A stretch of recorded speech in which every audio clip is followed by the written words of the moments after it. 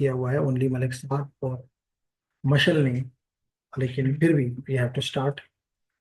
तो हम बात कर रहे थे, if you remember last class में, and that is about the and that was about the internet connections. इसमें हमने ये चीज देखने की कोशिश की थी कि एक तरफ अगर हम देखें तो हमारा हमारा घर है, हमारा ऑफिस है, हमारा बिजनेस है, और दूसरी तरफ लाजमी तौर पे इंटरनेट जो है वो आईएसपी के तक महदूद है। आईएसपी किसे कहते हैं? Internet service provider. Internet service provider. Internet service provider. अब ये इंटरनेट सर्विस प्रोवाइडर अगर हम पाकिस्तान में एग्जांपल लें तो सबसे बड़ा प्रोवाइडर हमारा पीटीसीएल है। इसके अलावा आप नया टेल को भी कह सकते हैं जो कि यूटी को दे रहा है इस वक्त फॉर एग्जांपल। इसी तरह स्ट्रॉम फाइबर है, इसी तरह वतीन है, इसी तरह मोबाइल में भी कहीं मौजूद है। ठीक है जी। अब मसला यह है कि इससे यहां तक कैसे पहुंचा जाए। तो दानियाल हमने ये कहा कल कि हम यहाँ पे एक, अगर ये ग्रीन लाइन ज्यूम करें तो this green line is called, you may call it as the internet connection, और you may call as the access network. Access network, या आप इसको लास्ट माइल भी कह सकते हैं। तो क्वेश्चन ये है कि यहाँ पे कौन कौन सी टेक्नोलॉजीज इस्तेमाल होती, इस नेटवर्क में कौन कौन सी टेक्नोलॉजीज इस्तेमाल होती। अब क्वेश्चन ये है अब क्वेश्चन ये है कि हमारे पास दो तरह के यूजर्स हैं। एक स्मॉल बिजनेस, जैसे आपके घर भी आ जाते हैं, और एक लाजमी तौर पे इंटरप्राइज आ जाता है। तो ये दो डिफरेंट ब्रांड्स हैं कह लें। हमने इन दो को स्टडी करते वक्त लास्ट क्लास में ये देखा था लास्ट क्लास में ये देखा था कि नंबर वन पे जो जहां से बिगनिंग हुआ था, डैट वाज ए मॉडेम। और अगर आप लोग देखना चाहें मॉडेम को, क्योंकि उम्मीद करता हूं कि आपने मॉडेम नहीं देखा होगा, क्योंकि ये अर्ली मैंने कहा था, उस वक्त आप लोग पैदा भी नहीं हुए हुए थे, तो उस वक्त की ये टेक्नोलॉजी है। लेकिन एज ए रूल आपको पता होना चाहिए कि ये चीज क्या है। तो लेडीज एंड जेंटलमैन, अगर मैं आपको ये दिखा सकूं,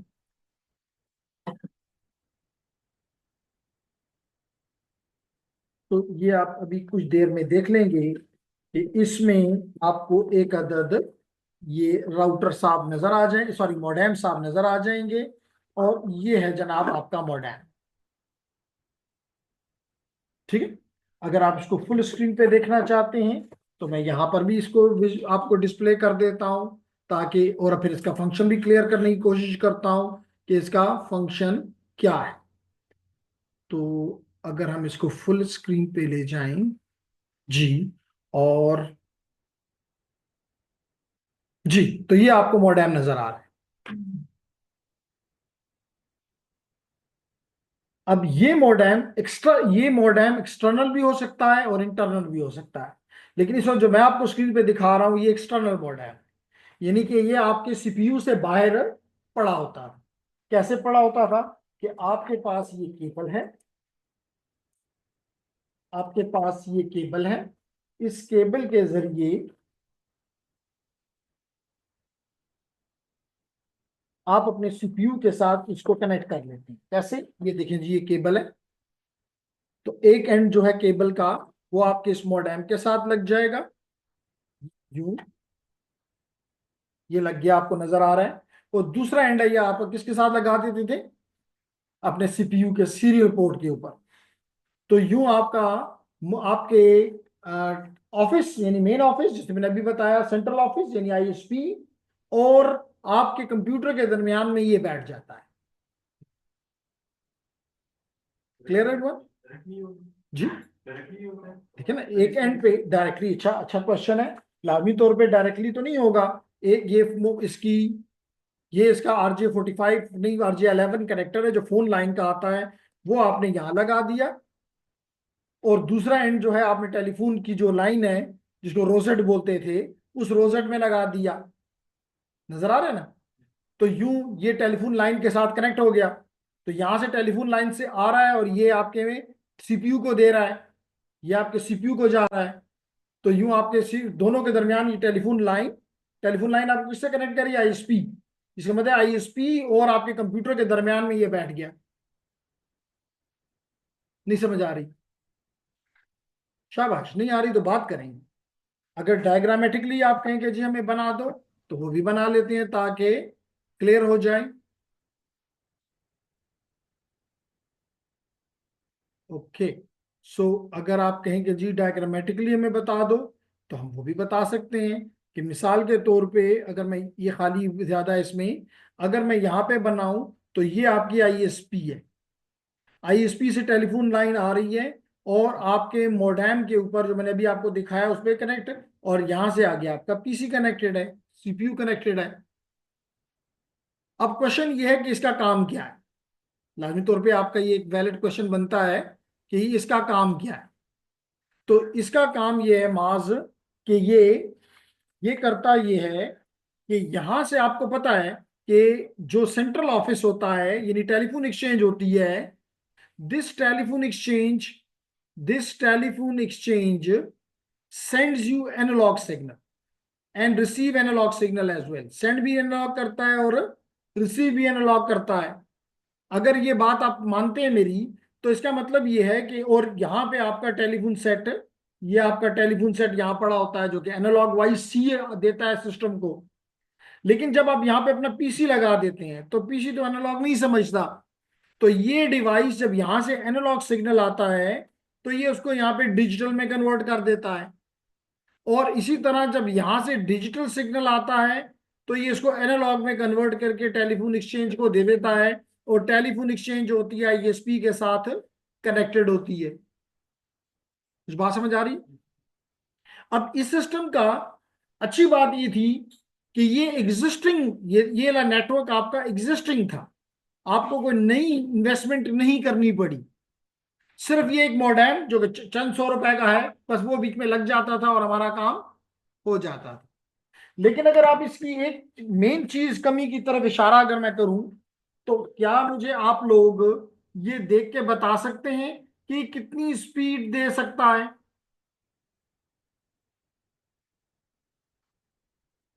ये देखें जी, ये यहां पे जो लिखा हुआ है, ये क्या लिखा हुआ है? 56K। और ये किस कंपनी का बना हुआ है? Three com.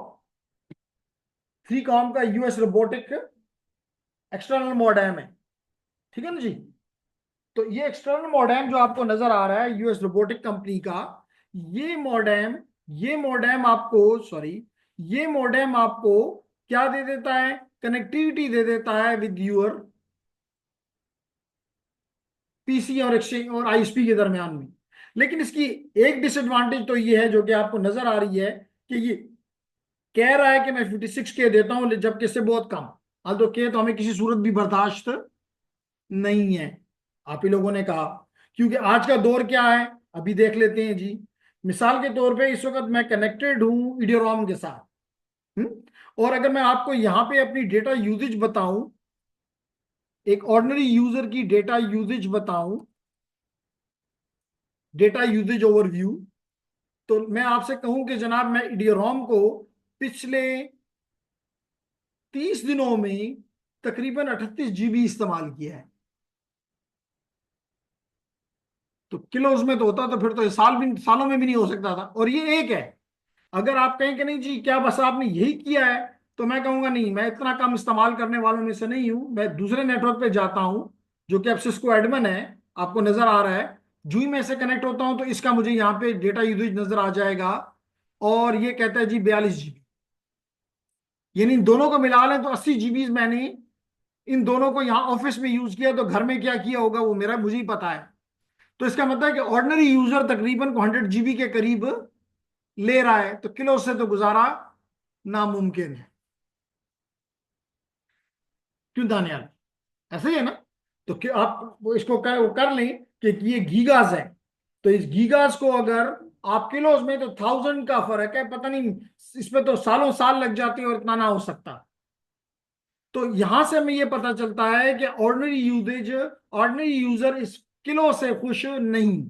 दूसरा इसकी डिसएडवांटेज ये थी कि जब आप यहां पे अपना पीसी लगाते थे तो आपका फोन क्या हो जाता था, कंप्लीटली डिस्कनेक्ट हो जाता था। आप हेलो नहीं कर सकते थे, ना आपको कोई फोन कर सकता था कि जी किधर हो।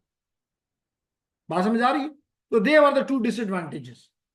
इसके बाद क्या हुआ लेडीज एंड जेंटलमैन, इसके बाद ये हुआ जी, is there any question from online students?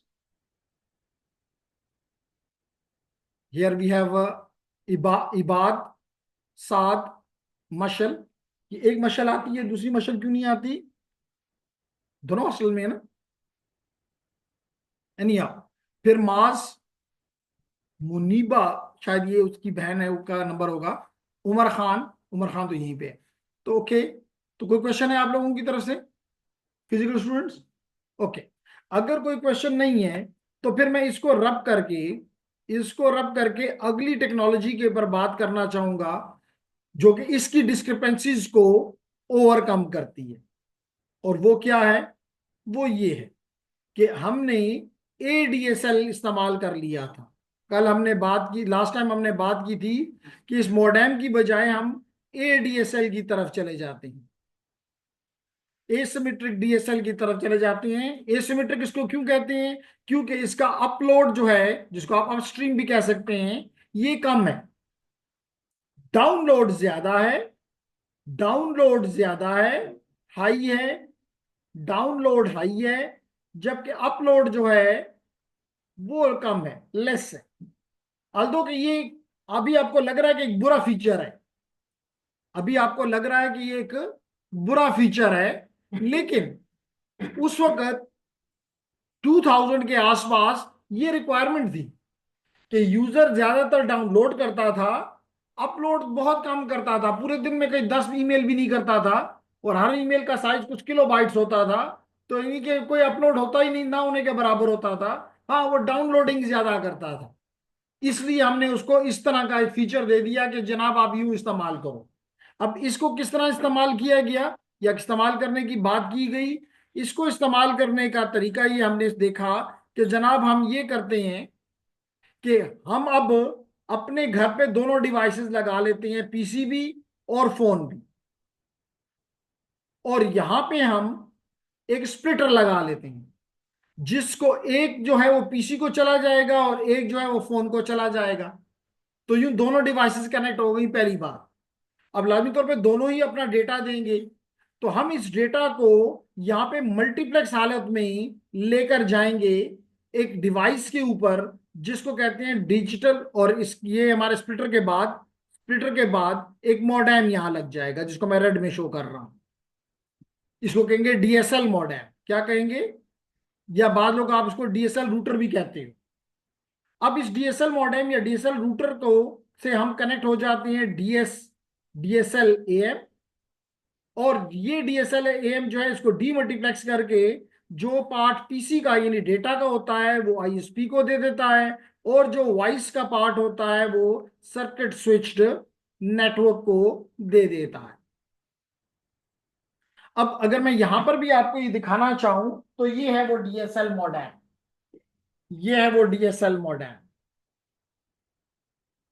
तो लेडीज एंड जेंटलमैन, हम इसको एक दफा फिर यहां पे देखने की कोशिश करते हैं, और ये आपको नजर आ गया आपकी स्क्रीन पे, ये डीएसएल मॉडेम है। ठीक है जी। अब इसमें क्या फीचर्स हैं आप देख सकते हैं। इसको राउटर क्यों कहा जाता है? देखिए यहां पे तो इसकी टेलीफोन लाइन आके टर्मिनेट हो जाएगी, ये जी, ठीक है, जैसे मैंने बताया। तो आपकी टेलीफोन लाइन यहां आई, यहां पे आपकी ये 4 पोर्ट का स्विच है, ईथरनेट स्विच, और ये इसकी पावर है। तो इसका मतलब जो ट्रैफिक भी आपकी आती है बाहर जाने के लिए, वो इस लाइन के जरिए, जो कि अभी मैंने एक यहाँ पे इस्तेमाल किया था, ये है मेरे पास है। मिसाल के तौर पे ये मेरी फोन लाइन है, ये मेरी फोन लाइन है। इस फोन लाइन को मैंने इस मॉडेम पे टर्मिनेट कर दिया, ये देखें जी, टर्मिनेट हो। ठीक है। तो यूं मेरा, अब इसका फायदा क्या हुआ? इसका फायदा ये हुआ कि इसका फायदा ये हुआ लेडीज एंड जेंटलमैन,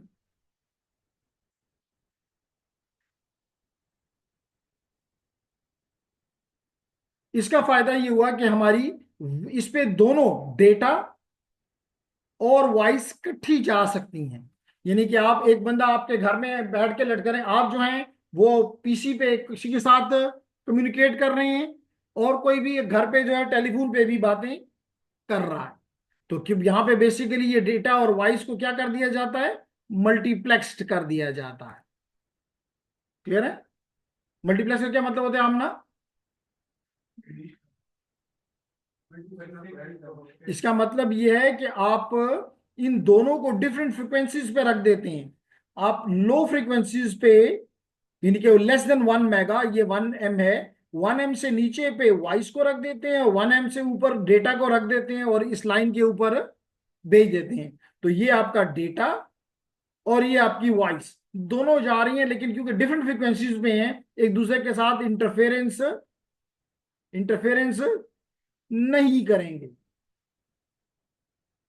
जैसे मिसाल के तौर पे एक शख्स जो है वो हमने यहाँ बैठी हुई है, और कोई दूसरा जो है वो मशल जो है पिछली सीट पे बैठी हुई है, वो एक दूसरे को इंटरफेयर नहीं कर सकते जब तक ये दोनों एक ही कुर्सी पे बैठने की बात ना करें। तो ये दोनों क्योंकि अलग अलग कुर्सियों पे बैठे हैं, अलग अलग फ्रीक्वेंसी बैंड में पड़े हुए हैं, इनको ये अलग अलग फ्रीक्वेंसी में रखने का तरीका जो है उसको कहते हैं मल्टीप्लेक्सिंग। अब समझ आ गया हमना को? क्लियर दानियाल? वॉइस जो है सर्किट स्विच जो आपका, ये जो आपके हेलो होता है ना, ये यहाँ पे पीटीसीएल जैसे आपका है, जिसको कहते हैं सर्किट स्विचिंग या plain PSTN, public switching telephone network.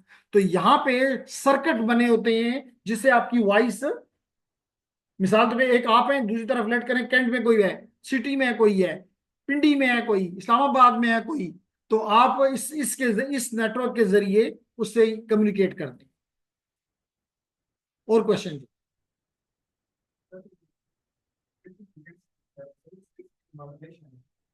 पहले इसको आप मॉड्यूलेट करेंगे, मॉड्यूलेट करेंगे तो they will be at different frequency, and then you will place them, combine them together, it is called multiplexing. तो ये दो सिग्नल ऐड हो गए ना, ये सिग्नल नंबर 1 है और ये सिग्नल नंबर 2 है। दो सिग्नल को एक ही वायर पे एक ही सिग्नल में कन्वर्ट करने का नाम मल्टीप्लेक्सिंग है। नहीं नहीं, इससे अलग एक छोटी सी डब्बी होती है, मैं कल अगर हुआ मुमकिन तो वो भी ले आऊंगा, वीडियो में दिखाई भी थी। तो वो जो होता है उसका एक इनपुट होता है और दो आउटपुट होते हैं, जैसे मैंने यहाँ पे बताया, ये आपका स्प्लिटर है। जी, तो हमें एक क्वेश्चन प्रॉब्लम यहां से मिला है।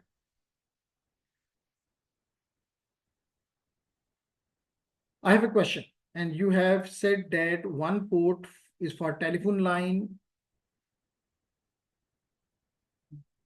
one port for telephone line in router, while the remaining, इस आप डीएसएल मॉडेम की बात कर रहे हैं ये बात?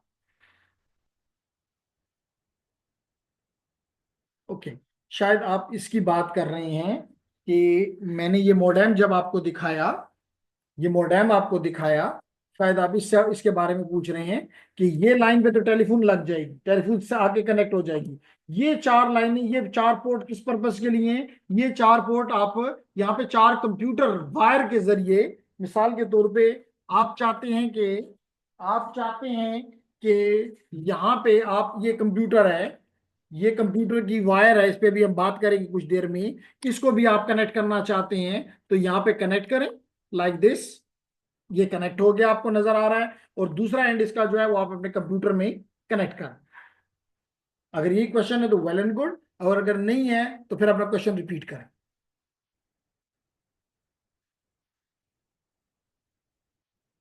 ओके, तो आई होप कि आपको क्लियर हो गया होगा, अगर क्योंकि आपने कहा यस, तो आप इस पे एक ही वक्त में चार वायर्ड नेटवर्क और कनेक्ट कर सकते हैं, चार वायर्ड, और इनके जरिए, एंटेना के जरिए क्या है, वायरलेस।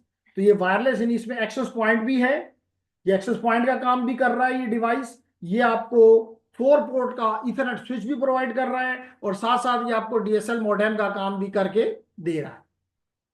जी, एनी क्वेश्चन? जी बिल्कुल, clear everyone? Ibad, is it clear? Can I proceed?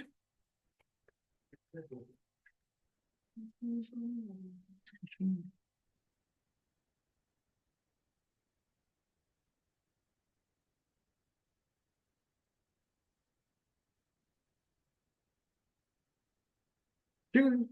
तो हम बात कर रहे थे, और लाजमी तौर पे क्योंकि ये डिवाइस एक एक्टिव डिवाइस है, तो एक्टिव डिवाइस को हमेशा किस चीज की जरूरत होती है? पावर की। तो ये इसको पावर देगा। Clear everyone? ओके। फिर हम आगे बढ़ते हैं और बात करते हैं अबाउट दी, बात करते हैं, ये तो हो गया नंबर 2, जिसको हमने कहा कि जी आप डीएसएल मॉडेम लगा दें। तीसरा हमने कहा था कल की लास्ट क्लास में कि आप डीएसएल मॉडेम की बजाय केबल नेटवर्क भी इस पर्पज के लिए इस्तेमाल कर सकते हैं, क्योंकि केबल नेटवर्क आपके घर पे ऑलरेडी मौजूद है।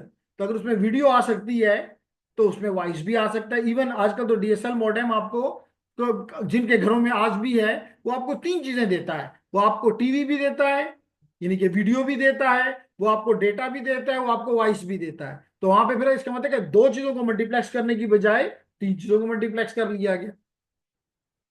तो आप यही काम केबल ऑपरेटर से भी ले सकते थे। उसके बाद हमने बात की थी कि जनाब यहां पे, जब स्पेशली डीएसएल के वक्त मैंने आपको कहा था कि अराउंड 2019 में लोगों का ट्रेंड बदला। कोविड ने कहीं जहां पे कई लोगों की जान ली, लाजमी तौर पे हम उसको वो अच्छा नहीं कह रहे, लेकिन उसने बड़े लेकिन अच्छे लोग वो होते हैं, कामयाब लोग वो होते हैं जो कि मुश्किल में अपने लिए चैलेंजेस ढूंढते हैं, अपने लिए मौके ढूंढते हैं। तो नेटवर्क के लोगों ने भी अपने लिए मौका ये ढूंढा कि ठीक है, मिसाल के तौर पे आप एजुकेशन की इकट्ठे इस तरह नहीं बैठ सकते, तो अलग अलग तो बैठ सकते हैं। तो इसका मतलब अलग अलग बैठ सकते हैं, तो नेटवर्क अगर आपको आप उसमें इकट्ठा कर दे तो डेट बिकम सिंपलर। इसी तरह आपके बिजनेस को, जितनी जो भी बिजनेस थे, एजुकेशन था, उसको इस नेटवर्क ने कायम रखा, बिल्कुल जीरो पे नहीं लेकर आया। वरना यहाँ पे कई ऐसे स्टूडेंट भी हैं जो कि अगर कोविड के टाइम पे होते तो जिस सेमेस्टर में भी या ईयर में वो आज हैं, वो कम से कम 1 साल पीछे होते। वो साल थैंक्स टू इंटरनेट कि जिसने हम सबका बचाया। अब क्वेश्चन ये है कि लेकिन इसका मसला क्या हुआ कि हमें यहाँ पे ये ख्याल आया कि हम डाउनलोड के तो चैंपियन हैं, हम डाउनलोड के तो चैंपियन हैं, अब हमें अपलोड का भी चैंपियन बनना पड़ेगा। जैसे मैंने अभी आपको कहा कि उस वक्त हमें ये था कि जनाब 3 घंटे की क्लास है, 3 घंटे की क्लास जो है वो आपने लाजमी तौर पे उसमें आप डाउनलोडिंग तो नहीं कर रहे, आप उस वक्त स्टूडेंट की तरफ, जैसे अभी मैं इस वक्त जितने भी स्टूडेंट इस वक्त ऑनलाइन मेरे साथ कनेक्टेड हैं, उनको मैं कुछ ना कुछ दे रहा हूं, तो आई एम अपलोडिंग।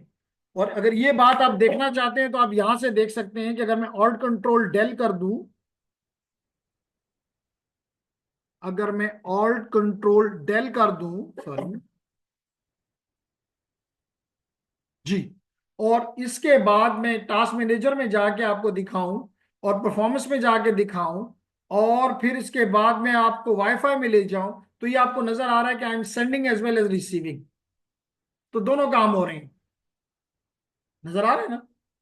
तो हमें स्पेशली जब अब मिसाल के तौर पे कल मैंने ये छोटा सा फोल्डर डाउनलोड किया, आपके सामने रखता हूं कि ये छोटा फोल्डर तकरीबन कल के दिन में मैंने डाउनलोड किया है। ये है जनाब, ये है जनाब CH वर्जन 13, और ये रिसोर्सेज, ये मैंने कल डाउनलोड किया है, और इसका साइज आपको बता रहा है कि ये कोई 10 GB के बराबर है।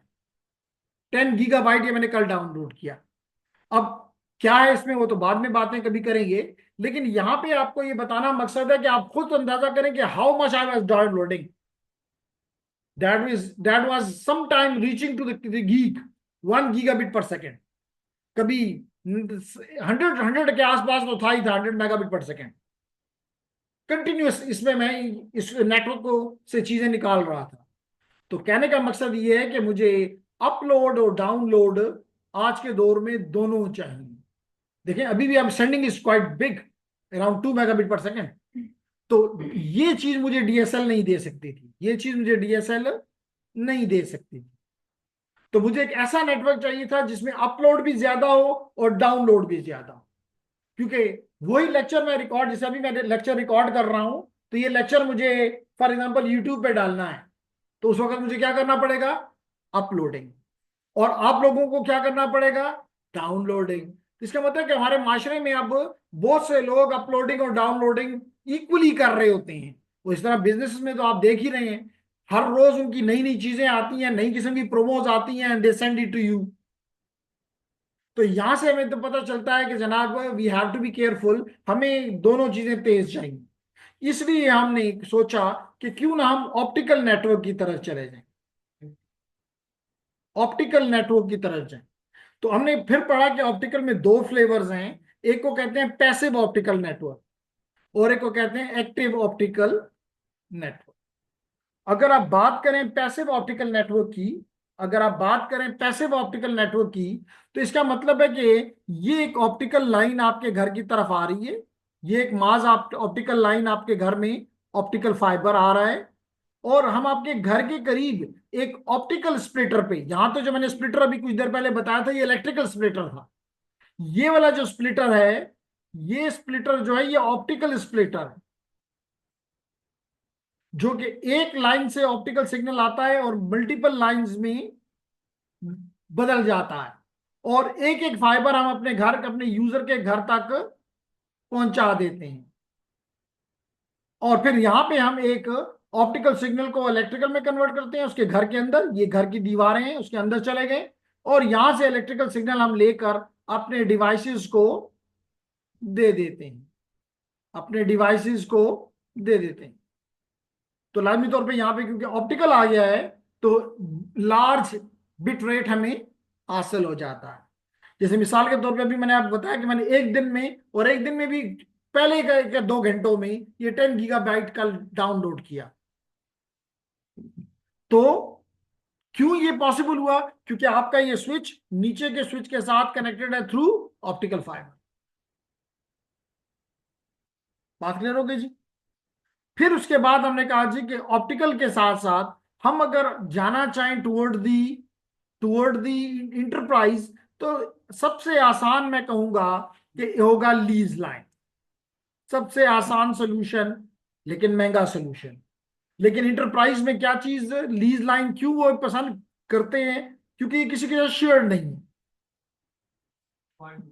ये आपके लिए डेडिकेटेड है, ये आपके लिए डेडिकेटेड है। जैसे मैंने आपको बताया था कि यूटी ने नया से एक लीज लाइन ली हुई है, इस वजह से इनका इंटरनेट को खराबी का कोई चांस भी नहीं होता, नंबर वन ज्यादा। और नंबर टू, ये नहीं कि आज पिशावर यूनिवर्सिटी ज्यादा खींच लिया है तो यूटी वाले फारग हो गए हैं, या यूटी वालों ने आज ज्यादा इस्तेमाल कर लिया तो पिशावर यूनिवर्सिटी, क्योंकि वो शेयर्ड है, नहीं शेयर्ड नहीं। क्लियर होगी मेरी बात जी?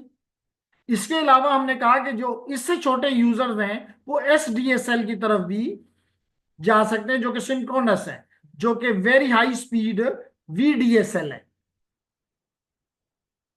क्योंकि इस डीएसएल में आपको 2 मेगाबिट पर सेकंड से लेस मिलता था अपलोड में। अभी आप देख रहे थे मैं अपलोड टू के आसपास कर रहा था, तो एक कनेक्शन है, अगर मैं मल्टीपल कनेक्शन से कर रहा हूं तो फिर तो मुश्किल नामुमकिन हो जाएगा। तो ये तो मैं एक कर रहा हूं, अगर यहाँ 10 लोग ये काम कर रहे हो तो डीएसएल ले जाने के काबिल फिर नहीं है।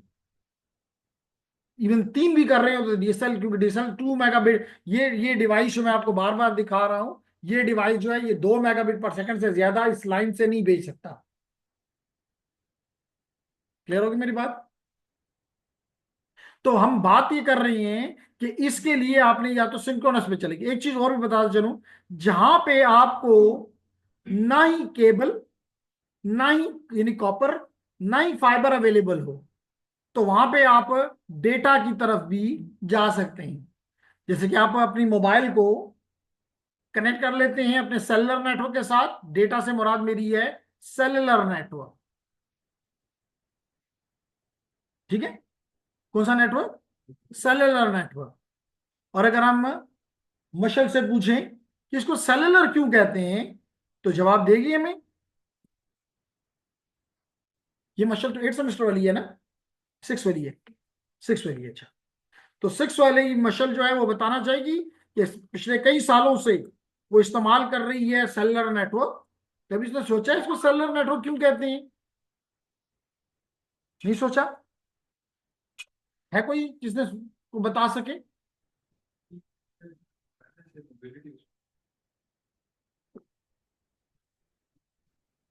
उसका रीजन ये है लेडीज एंड जेंटलमैन कि फर्दर भी इसकी डिटेल्स बताऊंगा।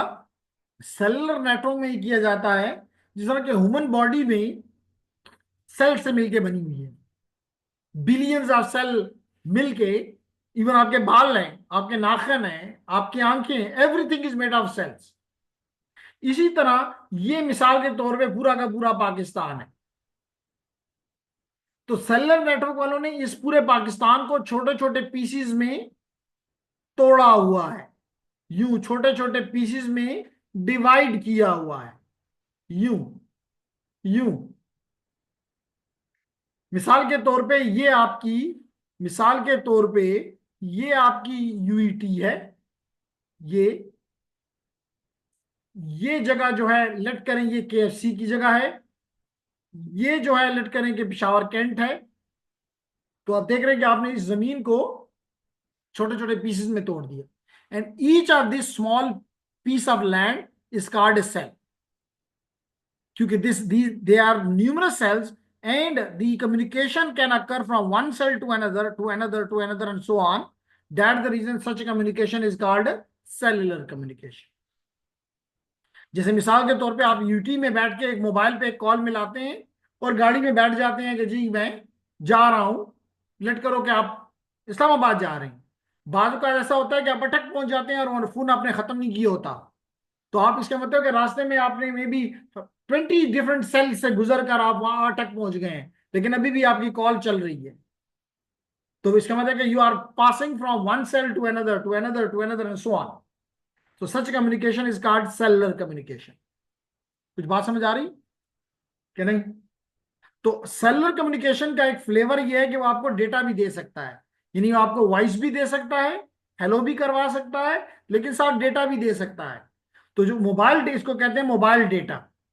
तो आप ये मोबाइल डेटा भी इस्तेमाल कर सकते हैं for getting connectivity to the, क्योंकि इस मोबाइल डेट सेलर के पीछे अगेन जैसे मैंने पहले बताया दो नेटवर्क्स हैं। एक नेटवर्क आपको वॉइस के साथ कनेक्ट करता है और दूसरा नेटवर्क आपको आईएसपी के साथ कनेक्ट करता है। दूसरा पार्ट सेलर का वो आईएसपी है जो कि आपको डेटा देता है। जी, एनी क्वेश्चन? ओके, तो हम अगर स्टारलिंक की हम बात करें तो उसको यहां पे हम रखना पसंद करेंगे कि स्टारलिंक जो है वो सैटेलाइट है, वो सैटेलाइट है। तो सैटेलाइट के जरिए हम क्या वो एक मीडियम है जो कि आपको आईएसपी से कह लो कनेक्ट करता है। तो जेंटलमैन सेट यहां पे अगर मिसाल के अगेन ये दोनों कनेक्शन तो उस वक्त काम करेंगे जबकि आपके पास वायर मौजूद हो। अगर आप मिसाल के लीज लाइन लेते हैं तो लाइन चाहिए। अगर आप एसडीएसएल या वीडीएसएल पे जाना चाहते हो तो लाइन चाहिए। लेकिन अगर आप ऐसी जगह पे मिसाल के तौर पे आप वजीरिस्तान में हो, आप अफगानिस्तान के कोई ऐसे इलाकों में हो जहां पे कोई ना कॉपर है ना फाइबर है ना डेटा है, नहीं मोबाइल डेटा है ना सेलुलर है, तो वहां पे आपको फिर इस किस्म का नेटवर्क इस्तेमाल आ सकता है। लास्ट टाइम मैंने बताया था कि ये सैटेलाइट नेटवर्क मोस्टली आपके अर्थ के साथ कुछ सैटेलाइट्स हैं जिसको आप ट्रांसपॉन्डर कहेंगे। क्या कहेंगे? ट्रांसपॉन्डर। तो आपके ये ट्रांसपॉन्डर्स हैं, ये आपके ट्रांसपॉन्डर्स हैं मिसाल के तौर पे। तो आप अपने ट्रांसपॉन्डर से बात करते हो और आपका ट्रांसपॉन्डर उसको दुनिया के किसी भी दूसरे हिस्से के ऊपर लेट करें यूं उसको गिरा देता है।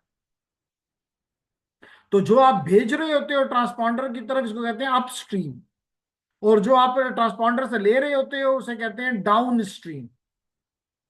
और यूं ये सैटेलाइट, ये ट्रांसपॉन्डर अर्थ के साथ कनेक्टिविटी प्रोवाइड करता है। क्लियर हो गया?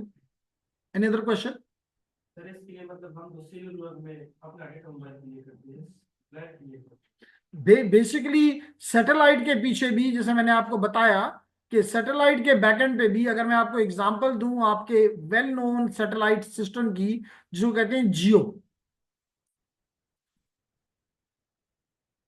ये कैसे काम करता है? ये यूं काम करता है कि ये आपका मिसाल के तौर पे आपकी जमीन है, और अगर मैं पाकिस्तान की एग्जांपल लूं तो पाकिस्तान में 2 अर्थ स्टेशन हैं, एक इस्लामाबाद में और एक कराची में।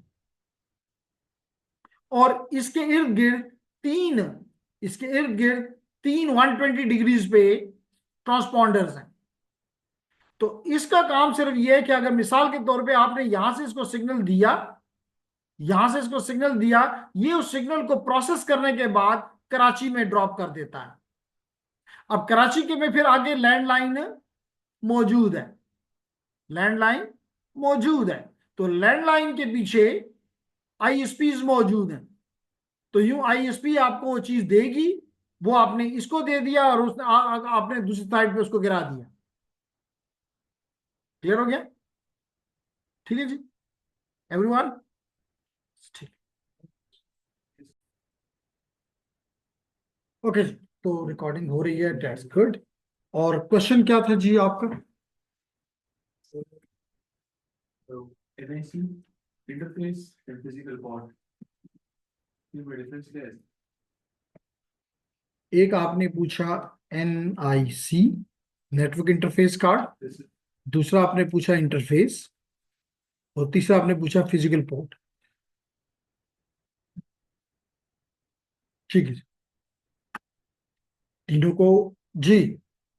के बाद मास 7 क्वेश्चन ये पूछा गया कि ये 3 टर्म्स आप इस्तेमाल करते रहते हैं, network interface card, physical interface, physical port, फर्क क्या है? तो जनाब, एनआईसी तो आपको दिखा दूं, पहले भी दिखाया है शायद।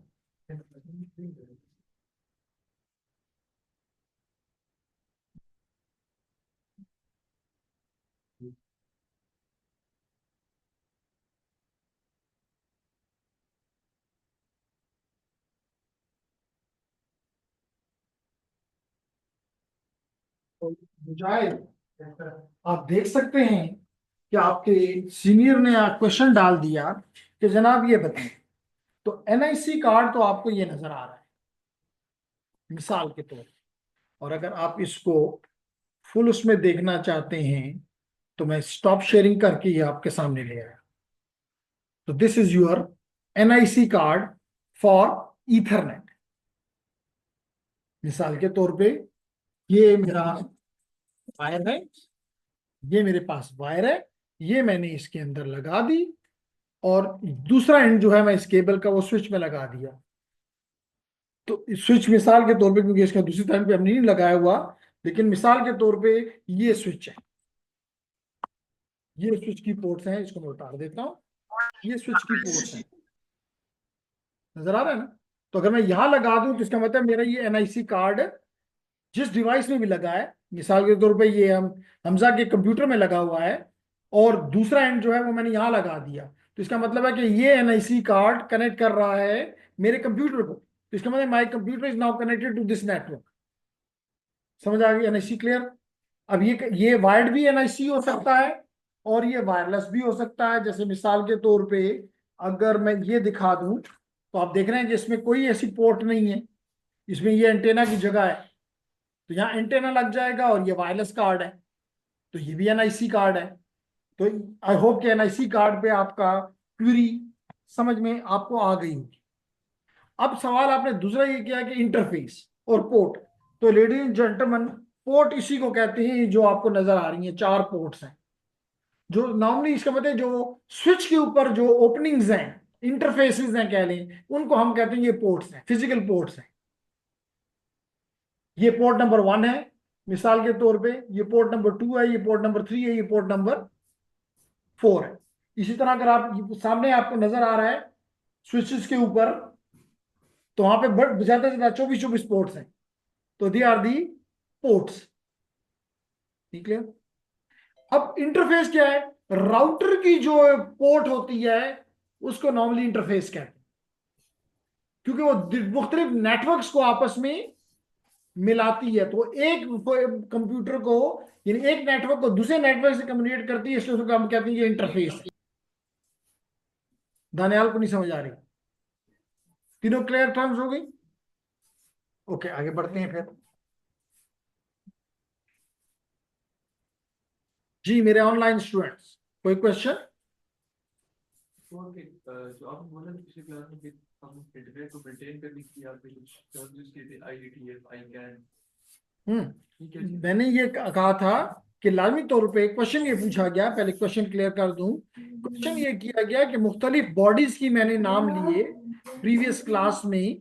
मिसाल के तौर पे मैंने कहा जी आई ट्रिपल ई, मैंने कहा मिसाल के तौर पे आई ई टी एफ, मैंने कहा फॉर एग्जांपल अयाना, मैंने फॉर एग्जांपल कहा आई कैन, वगैरह वगैरह, आई टी यू, वगैरह वगैरह। ये क्या है? तो मैंने ये कहा कि ये तमाम की तमाम स्टैंडर्डाइजेशन बॉडी, तमाम की तमाम, चले पहले कहता हूं बॉडीज हैं, इंटरनेशनल बॉडीज हैं, ग्लोबल मार्केट की, बड़े प्लेयर की इंटरनेशनल बॉडीज हैं। और इन बॉडीज का काम यह है कि ये हमारे लिए हार्डवेयर सॉफ्टवेयर को, प्रोसेसेस को स्टैंडर्डाइज कर दिया इन्होंने। मिसाल के तौर पे अगर मैं आपको 3 या 4 एग्जांपल सिर्फ IETF IEEE की दूं, अगर मैं आपको 3 4 एग्जांपल सिर्फ IEEE की दूं, तो IEEE ने हमें 802.3 दिया, और वो हमने 802.3 इसके ऊपर इम्बेड कर दिया। हमने इसका सारा हार्डवेयर इसके स्टैंडर्ड को देख के डिजाइन किया। जो जो प्रोसेस यहाँ पे हो रही हैं वो सारे के सारे यहाँ पे 802.3 में डिफाइंड है। इसी तरह दूसरा स्टैंडर्ड का नाम मैं आपको दूंगा 802.11, 802.11, ये आपको नजर आ रही थी, जो कि एक वायरलेस का मीडियम के जरिए है, वाईफाई के लिए। तो इसका मतलब यहाँ पे कोई प्रोसेस तो होगा, कोई एल्गोरिथम्स तो होंगे, कोई मेथड्स तो होंगे। तमाम के तमाम मेथड जो है वो किसने डिफाइन किए? इस बॉडी ने की। तो ये मुख्तलिफ बॉडीज हैं जो कि जिन्होंने चीजों को साइंटिफिकली स्टैंडर्डाइज कर दिया। ताकि उसका फायदा क्या है कि अगर एक डिवाइस जो है मिसाल के तौर पे वो मांस बनाता है, दूसरा दानियाल बनाता है, अगर इनके स्टैंडर्ड सेम नहीं है, इसका मतलब है कि एक जर्मनी में बहुत बोल रहा होगा और दूसरा जो है वो फ्रेंच में बोल रहा होगा, तो इनकी आपस में कोई कम्युनिकेशन नहीं होगी। लेकिन अगर ये दोनों एक ही लैंग्वेज में बात करेंगे, एक ही स्टैंडर्ड को फॉलो करेंगे, तो तमाम बातें क्लियर हो जाएंगी। जैसे मिसाल के तौर पे अगर हम एक बहुत ही अच्छा प्रोफेसर चाइना से ले आए, मिसाल के तौर पे वो आपके चैट जीपीटी का भी बाप है, यानी उसको इतना नॉलेज है, लेकिन वो चाइनीज में बोले तो आपके लिए बेकार है, क्योंकि वो स्टैंडर्ड को फॉलो नहीं कर रहा। लेकिन जब वो स्टैंडर्ड का अगर उर्दू में और इंग्लिश में आपसे बात करे, तो देन यू अंडरस्टैंड, तो आप समझ आ गए जी। जी, एनी अदर क्वेश्चन? यार तो मैं कहता हूँ जी यार, नहीं, अयाना जो है ये, अयाना आपको आईपी एड्रेसेस देती है। First 24 I think. वो जो है वो आप इससे सिर्फ ऑर्गेनाइजेशन का OUI लेते हैं, ऑर्गेनाइजेशन का OUI जो है वो यहाँ रजिस्टर करते हैं। बाकी अगले 24 बिट जो होते हैं वो आप अपनी मर्जी से देते हैं। इसलिए मैं नहीं कह सकता कि मैक एड्रेस अयाना देती है। अयाना सिर्फ यहां तक इसका, इसको, ये पार्ट जो ऑर्गेनाइजेशन का है OUI, ये जो है अयाना से रजिस्टर कराए गए हैं। सर फिर जितने भी डिवाइसेस हैं हर का मैक एड्रेस है जो वो यूनिक है ना सर, बिल्कुल। तो सर ये किस बेस पे है? कैसे यूनिक हुआ? लाइक डिफरेंट कंपनीज है ना, जी जी, सबको कैसे पता चलता है कि ये ऑलरेडी यूज नहीं हो गया? ठीक है। क्वेश्चन ये पूछा कि जनाब किस तरह ये एड्रेसेस, जो कि ये आपको मैक एड्रेस, सॉरी आपको अभी ये जो कार्ड नजर आ रहे थे, हर एक कार्ड के ऊपर एक मैक एड्रेस है, बर्न्ट है। क्या है? बर्न्ट है। और अगर हम आमना से पूछें कि बर्न्ट का क्या मतलब है, तो आमना में बताएगी। मैंने कहा कि इस कार्ड के ऊपर एक 48 बिट्स बर्न्ट है। क्या मतलब है इस बात का? या ये दूसरा कार्ड भी उठा लूं, इस पे एक और कार्ड, एक और एड्रेस बर्न्ट है, क्या मतलब है इस बात का? लिखे हुए हैं, परमानेंटली लिखे हुए हैं, इसको बर्न्ट कहते हैं। आप कहेंगे नहीं ये तो कोई जलाया तो नहीं किया कि बर्न कहते हैं? प्लीज जी। अच्छा, इसलिए उसको बर्न्ड कहते हैं, क्योंकि आपसे 10 साल पहले जो सबसे अच्छा मीडियम डेटा के लिए हमारे पास होता था एक जगह से दूसरे शिफ्ट करने के लिए, वो होता था डीवीडीज या सीडीज। तो हम सीडीज पे या डीवीडी, इवन आपके जो मूवीज आप खरीदते थे वो भी सीडीज पे या डीवीडीज पे लिखी होती थी, लेकिन हम उसको लिखी हुई नहीं कहते थे, राइट नहीं कहते थे, हम कहते थे इस पे बर्न हुआ हुआ है। तो ये टर्मिनोलॉजी वहां से निकली है। क्लियर हो गया जी। अब आपके सवाल की तरफ आते हैं कि आपने कहा कि कैसे मुमकिन है कि एक मैक एड्रेस, दो मैक एड्रेसेस जो हैं वो दो कंपनीज के हैं और वो एक दूसरे से, कभी भी एक कंपनी दूसरे का वो नहीं बनाती। पहले तो मैं इसकी आसान आसान एग्जांपल शायद पहले भी दी और दोबारा भी देता हूं कि अगर मैं यहां पे करूं और आप लोग भी करें, यहां पे लिखें अपने लैपटॉप से CMD और इनपुट कर दें। आपने जब ये किया तो फिर आप IP कॉन्फ़िग करने के काबिल हो गए हैं।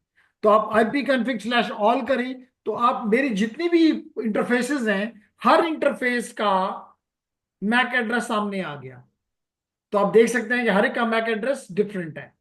देख लें, अगर आप इसको देख लें तो C03D है आखिर में, इसका C039 है, 3D नहीं है, तो दैट इज डिफरेंट। इसी तरह अगर आप इसके अलावा इसको देख लें, इसका भी डिफरेंट, टोटली डिफरेंट। तो हर एक का, इस तरह इसको देख लें तो ये भी टोटली डिफरेंट। इसी तरह सबसे ऊपर चले जाते हैं और इसको देख लेते हैं, ये भी डिफरेंट। अब मैं आपको ये दिखाना चाहता हूं कि ये कार्ड बना किस किस कंपनी ने बनाया है। ठीक है, तो लेडीज एंड जेंटलमैन आप भी कर सकते हैं मेरे साथ। इसको मैं Ctrl+C कर लेता हूं, इस एड्रेस को, जो कि 48 बिट है। इसमें जो पहले 6 ये करेक्टर्स हैं जो कि 24 बिट बनते हैं, ये उस कंपनी के हैं जिसका नाम है किलर ई, जो भी नाम है इसका। और ये मेरे कार्ड का इंटरफेस है, का ID है। तो क्योंकि ये नंबर सिर्फ इस कंपनी के साथ है, ये कोई और नहीं इस्तेमाल कर सकता, तो फिर एक कंपनी और दूसरी कंपनी जब कार्ड बनाएगी तो वो कभी भी सेम नंबर नहीं हो सकते। ठीक हो गया? उमर क्लियर? अब अगर ये क्लियर है तो मैं इस चीज को प्रूव करने के लिए यहां पे जाता हूं और मैं अपने जो कल वाली टैब्स हैं उनको पहले ओपन कर लेता हूँ, वो मुझसे गुम हो जाएंगी। और मैं आपके लिए यहाँ पे आ जाता हूँ और OUI लुकअप लिखता हूँ। OUI लुकअप, तो जनाब ये मैंने लिख दिया OI लुकअप टूल। और इस लुकअप टूल को आप लोग भी खोलना चाहें तो खोल नहीं, इसमें मैंने ये एड्रेस जो मैंने वहां से कॉपी किया था वो पेस्ट कर दिया। कर दिया। मैं एक और भी ले लेता हूं आपकी मर्जी के मुताबिक। ये तो आपको नजर आया कि एक मैंने यहाँ पे डाल दिया है जो कि 54BF ब्ला ब्ला था। और एक और भी ले लेता हूं ताकि आप लोगों को इस बात से आ जाए। आखिर में जाके वाईफाई के कार्ड का भी मैं ले लेता हूं। ये मेरे वाईफाई कार्ड का एड्रेस है, इसको भी मैंने कॉपी कर लिया और आपकी चाहत के मुताबिक इसको मैं यहाँ पे पेस्ट कर देता हूं।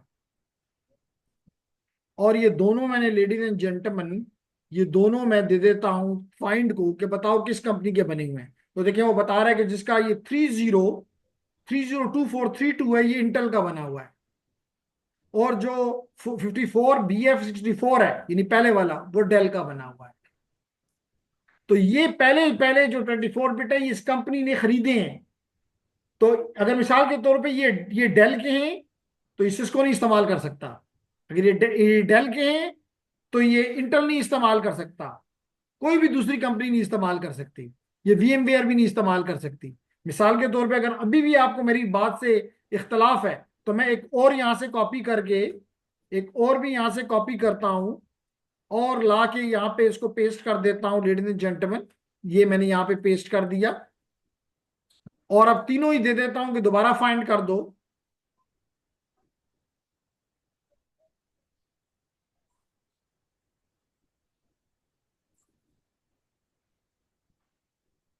चल इसको ही पहले दो हम दे दूं, तो कहते हैं इसका कोई मैच मेरे पास नहीं है। तो हर एक कंपनी का अपना, ये पहले 24 बिट्स हैं तो पूरी ये यूनिक है। तो बाकी अगले 24 बिट कुछ भी लगा दिए जाएं तो फिर उमर की कंपनी और मुजाहिद। मुजाहिद की कंपनी सेम नंबर की के कार्ड नहीं प्रोड्यूस कर सकती। अब क्लियर हो गया? अच्छा,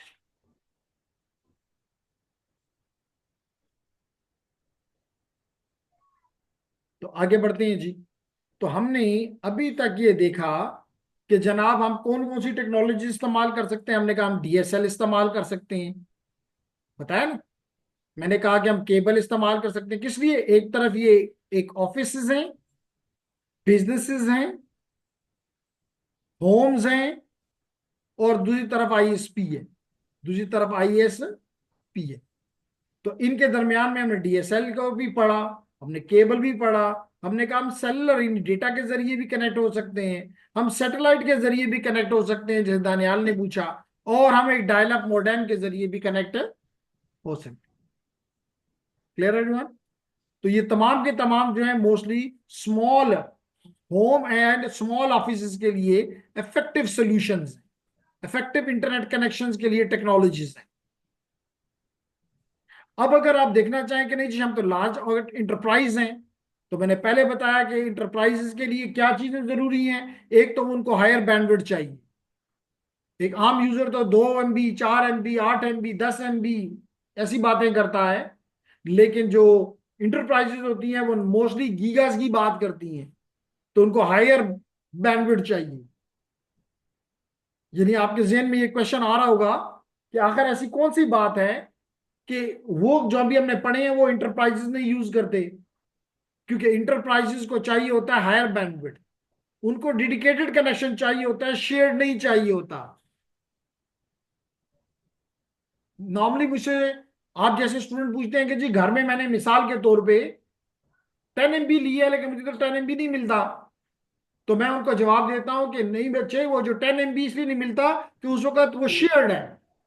तो एक तार में मिसाल के तौर पे पीछे से 100 आ रहा है, अगर आप सिर्फ 10 आप अकेले लगे हुए हैं तो मे भी आपको 10 से ऊपर भी मिल जाए, लेकिन अगर आपके 20 और लोग भी काम कर रहे हैं तो वो 100 फिर उन 20 के दरमियान में शेयर हो जाएगा, इसलिए आपको 10 नहीं मिल रहा।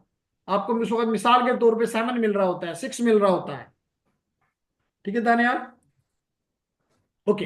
तो दूसरी बात है कि जो बिजनेसेस हैं, वो लाजमी तौर पे कारोबार है, वो ये बर्दाश्त नहीं कर सकते कि जनाब उन पे ऊपर बिजनेस की भरमार हो रही है, उस वक्त उनको ऑर्डर्स की भरमार हो रही हो और नेट का जी मैं तो हूं ही नहीं, तो उससे उनका नुकसान ही होगा। एक तो उन्होंने उस वक्त का बिजनेस लूज कर दिया, लेकिन उससे भी बड़ी जो लॉस है वो जो कस्टमर दूसरी तरफ बैठा हुआ है वो कहेगा यार इसके साथ बात नहीं करते, इसके साथ काम नहीं करते, ये तो घंटा घंटा लग जाता है और फिर भी ऑर्डर नहीं हो कंप्लीट नहीं होता।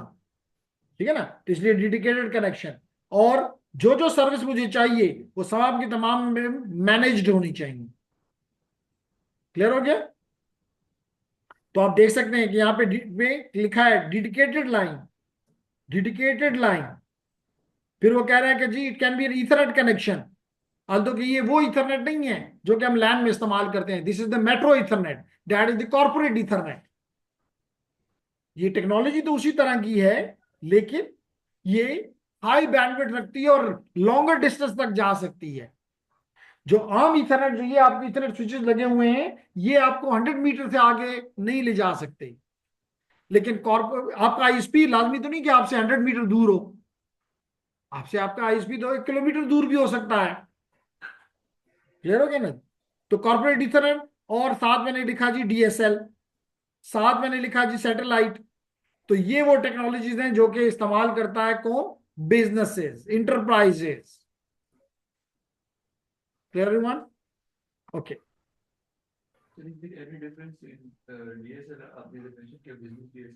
जी, दोनों में फर्क मैंने बताया कि जनाब आपका जो नॉर्मल डीएसएल है उसको हम कहते हैं एडीएसएल, और जो हम बिजनेस वालों को देते हैं उसको हम कहते हैं एसडीएसएल या वीडीएसएल। तो दोनों में फर्क आपको फील हो गया होगा। ठीक है? अब हम आते हैं जी दूसरी तरफ, और वो है कन्वर्जिंग नेटवर्क्स। कन्वर्जिंग नेटवर्क्स क्या मतलब है? मतलब इसका ये बताने का मकसद ये है जेंटलमैन के, जी इज देयर एनी क्वेश्चन? है कोई क्वेश्चन? अच्छा जी, तो अगर कोई क्वेश्चन नहीं है तो फिर हम यहां पे देखते हैं कि मिसाल के तौर पे अगर हम बात करें, थोड़ा सा पीछे चले जाएं, तो एक वक्त में एक टेक्नोलॉजी थी जिसका नाम था पेजर। दूसरी टेक्नोलॉजी का नाम आपके लिए लिखूंगा PSTN। थर्ड आपके लिए लिखूंगा केबल।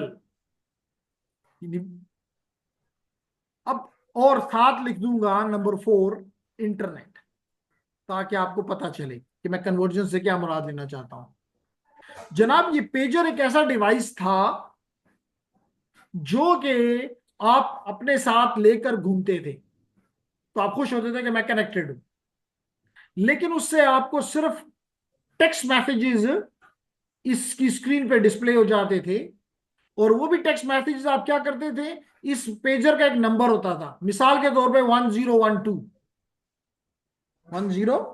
तो इसके पीछे कंपनी होती थी इस पेजर की। आप इसको कॉल करके कहते थे कि जी 1012 को कह दो, टेक्स्ट कर दो कि जनाब आप घर घर आ जाएं। तो ये इसकी स्क्रीन पे दिखाई देता था कि जी आपके घर से कॉल है, आइए, और वो कह रहे हैं घर आ जाओ। अब ये इस मैसेज को पढ़ तो लेता था लेकिन जवाब नहीं दे सकता था। फिर ये आसपास उस जमाने में शायद फिल्मों में आपने देखा हो कि बूथ लगे होते थे। पाकिस्तान पिशावर में भी एक वक्त था बूथ्स का, कि टेलीफोन बूथ लगे होते थे। आप इस बूथ में जाके अपने कॉल घर कॉल करते थे कि जी खैरियत तो है, मुझे क्यों बुला रहे हो। तो आप देख रहे हैं कि इसका मतलब है कि ये टेक्नोलॉजी सिर्फ टेक्स्ट के लिए थी, और वो भी एक डायरेक्शन में, जिसको मैं कह सकता हूं सिंप्लेक्स। क्या कह सकता हूं? सिंप्लेक्स। इसके मुकाबले में ये तो पेजर की एग्जांपल दी। इसी तरह आज भी आपका PSTN जो है, ये आपकी वॉइस के लिए, इसका मतलब ये टेक्स्ट के लिए, ये वॉइस के लिए ऑप्टिमाइज्ड है, बना है। इसी तरह आपका केबल जो है, ये आपकी वीडियो के मैसेजेस के लिए ऑप्टिमाइज्ड है। तो यही बात यहां पे दिखाई जा रही है कि आपका एक डिवाइस है, वो सिर्फ डेटा के लिए था। कोई आपका वो है, वो वॉइस के लिए, ये वॉइस के लिए, ये डेटा के लिए। लेकिन आपका इंटरनेट में अल्लाह ने इसको ये दिया है कि ये मल्टीमीडिया की कैपेबिलिटी रखता है, यानी डिफरेंट सर्विसेज देता है। आप इसको वॉइस के लिए कम्युनिकेट करना चाहें, ये ना नहीं करता। आप इसको डेटा के लिए करना चाहें, ये ना नहीं करता।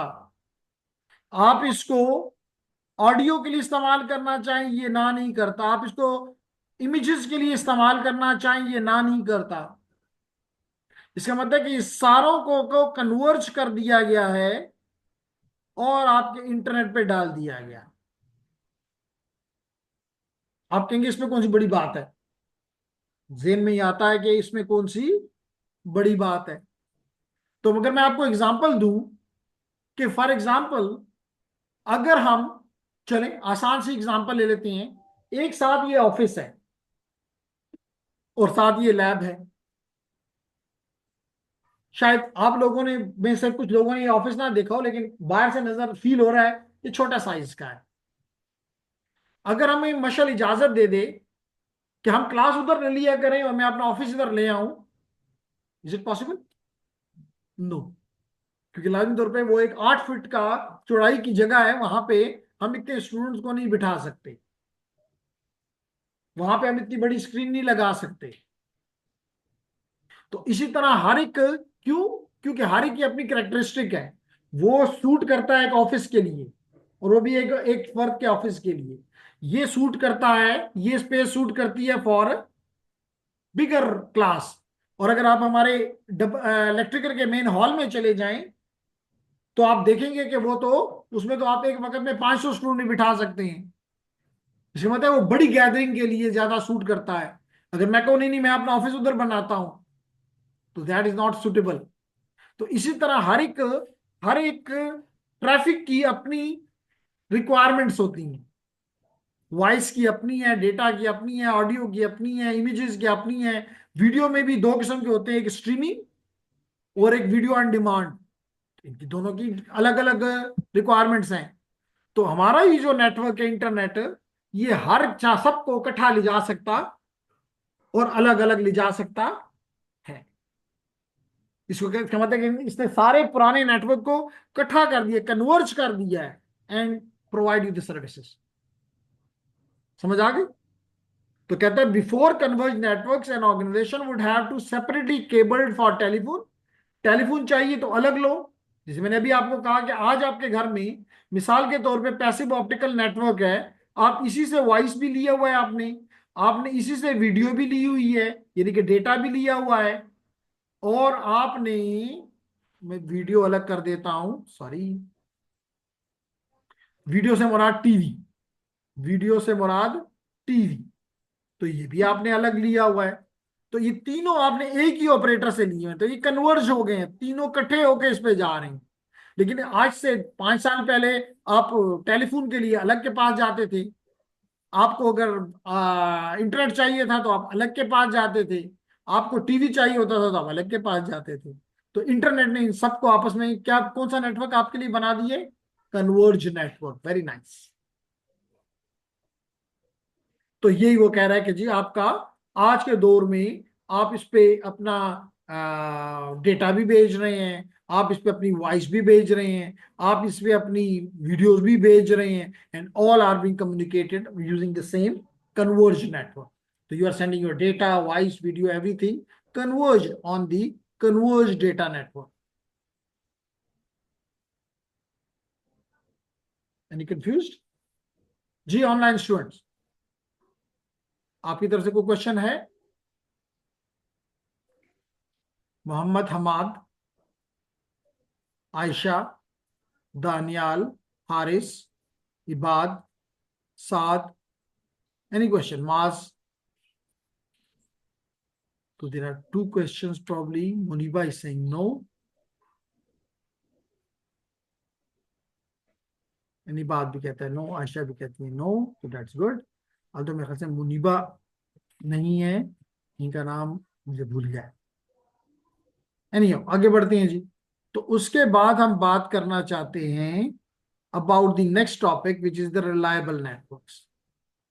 ओके, खतीजा, बिल्कुल जी खतीजा। जनाब, अब हम बात करना चाहते हैं अबाउट द रिलायबल नेटवर्क। क्या मतलब है रिलायबल नेटवर्क? रिलायबल नेटवर्क का ये मकसद होता है, जैसे मैं आपको जस्ट एक एग्जांपल दे देता हूं और फिर आगे बढ़ता हूं। आपने देखा कि यहां पे हमारे पास, क्योंकि वापडा है, और शायद इससे ज्यादा अनरिलायबल कोई और चीज नहीं हो सकती। रात के 2 बजे भी चाहे तो आंख खुल जाए तो आपको नजर आए कि बिजी नहीं है, तो आप कहते हैं बस ठीक है। दिन को आप काम कर रहे हो और चली जाए तो फिर भी आप कहते हैं ठीक है। आपको आदत कर दी है उन्होंने कि बस को ठीक है। बस इसी पे शायद आपका अल्लाह के साथ ताल्लुक को मजबूत करना चाहते हैं कि यूं बिजली नहीं होती, आप कहते हैं अल्लाह बिजली ले आओ, तो आप अल्लाह से मांगते हैं ना। तो आपका वो ज्यादा ताल्लुक बनाने के लिए वापडा जो है वो हमेशा मौजूद रहता है। तो क्यों ये अनरिलायबल है कि इसके ऊपर आप वो नहीं कर सकते। लेकिन जब आप इस वापडा के साथ यूपीएस अपना ऐड कर देते हैं, यूपीएस ऐड कर देते हैं, तो अब आपका नेटवर्क, आपका ये बिजली का निजाम रिलायबल हो जाता है। क्योंकि अगर ये फेल हो जाए, जो कि होता रहता है, तो ये उस वक्त उस लोड को उठा लेता है। ये इस लैब में भी हुआ है कि जो ही अगर बिजली, पहले तो हम दुआ करते रहते हैं कि ना जाए, अल्लाह से अपना कनेक्शन मजबूत रखने की बात होती है, लेकिन अगर कुछ हो भी जाए तो वो बैकअप के तौर पे हमें उठा लेता है। तो इसी तरह लेडीज एंड जेंटलमैन, हम ये चाहते हैं कि हमारे नेटवर्क में भी अगर mostly single point of failure आ जाए, सिंगल पॉइंट ऑफ फेलियर आ जाए, तो still the network should perform, still network should perform.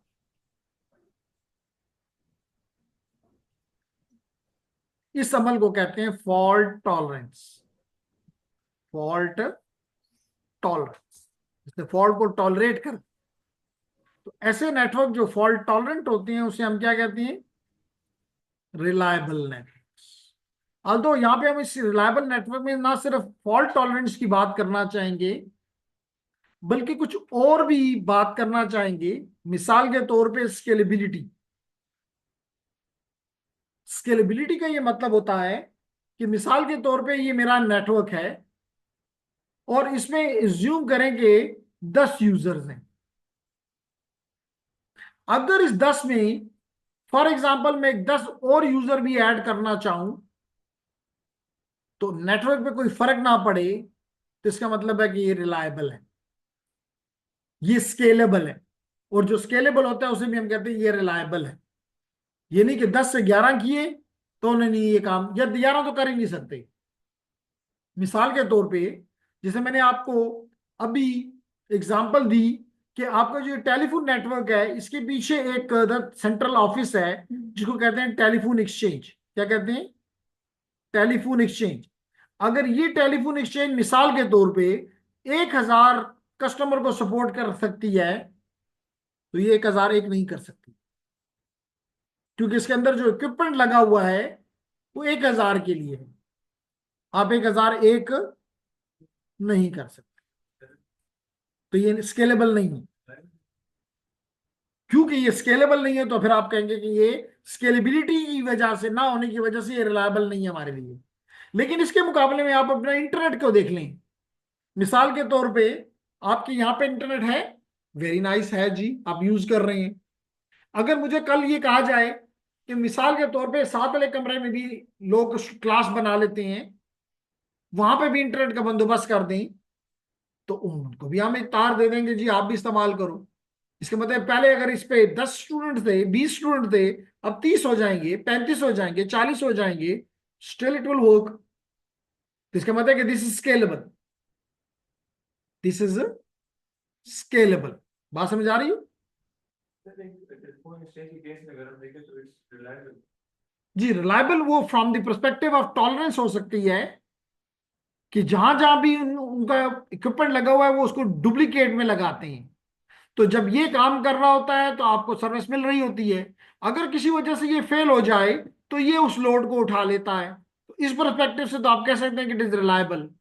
लेकिन अगर मैंने कहा है कि उसमें अगर 100,000 लोगों के लिए डिजाइंड है तो आप उसमें +10 भी नहीं कर सकते। तो इस परस्पेक्टिव से देखूं तो ये करेक्टरिस्टिक उसमें नहीं है।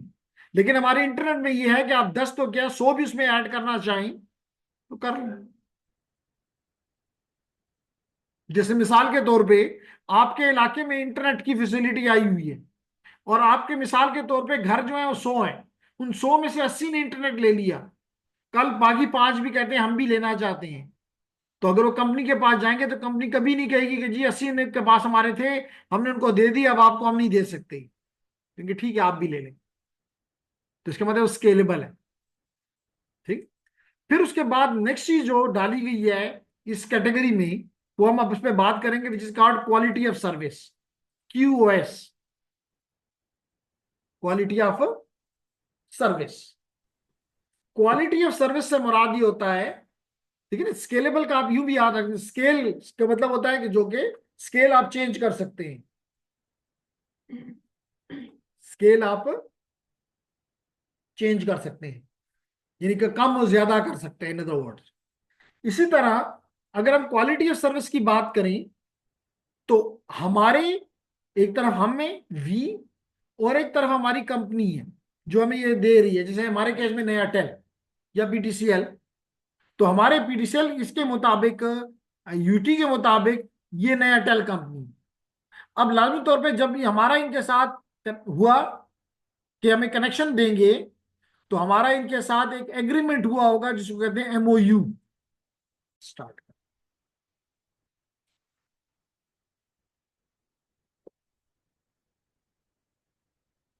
जी, तो आपने कहा कि जी हमें क्वालिटी ऑफ सर्विस समझाएं, तो हमने कहा जी क्वालिटी ऑफ सर्विस का मतलब है कि इन दो कंपनीज, एक तरफ यूटी और एक तरफ नया टेल, इनके दरमियान में एक एग्रीमेंट हुआ जिसको मेमोरेंडम ऑफ अंडरस्टैंडिंग कहते हैं। मेमोरेंडम ऑफ, इसके अंदर बाज टर्म्स लिखी गई हैं मिसाल के तौर पे उसमें लिखा गया हुआ है कि जनाब आप, हमने अगर मिसाल के तौर पे आपसे 500 मेगाबाइट्स पर सेकंड या मेगाबिट पर सेकंड लिया है, तो आप इंश्योर करेंगे कि 500 मेगाबिट पर सेकंड हमें मिले। ये नहीं कि कभी हमें 200 मिले, कभी हमें 300 मिले, कभी हमें 400 मिले, कभी हमें 600 मिले। नहीं, हमें 600 नहीं चाहिए, हमें फिक्स 500 हर वक्त चाहिए। समझ आ गई? फिर इसमें लिखा हुआ होगा कि जनाब आप डाउन टाइम आपका, मिसाल के तौर पे पूरे साल में लेट इट बी 5 मिनट से ज्यादा हरगिज नहीं होना चाहिए। इसी मतलब आप इतने रिलायबल हो कि हमेशा हमेशा में 500 मेगाबिट पर सेकंड मिले। आप इतने रिलायबल हो कि आप कभी भी डाउन ना हो पूरे साल में, जिसमें आपको पता है कि 30, अगर आप 30 डेज का मंथ भी लगाएं तो 30 into 12 into 24 into 60 इतने मिनट्स हैं। लेकिन आपने 5 मिनट से ज्यादा डाउन नहीं होना। अगर आप डाउन होंगे तो इसका मतलब आप क्वालिटी ऑफ सर्विस को हमें नहीं दे रहे। इसी तरह मिसाल के तौर पे अगर हम उन्हें कहें कि जी आप हमें डिले जो है वो इतने से ज्यादा एंड टू एंड डिले नहीं होगा, मिसाल के तौर पे 10 मिली सेकंड से ज्यादा किसी सूरत भी नहीं होगा। मिसाल के तौर पे वेरिएंस इन डिले, जिसको जिटर कहते हैं, वेरिएंस इन डिले जिसे जिटर कहते हैं, ये मिसाल के तौर पे 10 माइक्रोसेकंड से ज्यादा नहीं होगा। तो ये टर्म्स हैं जो कि कंपनी और प्रोवाइडर के दरमियान में एग्रीड अपॉन हो गए। इन टर्म्स को हम कहते हैं, ये क्वालिटी ऑफ सर्विस की टर्म्स है। क्लियर हो गया?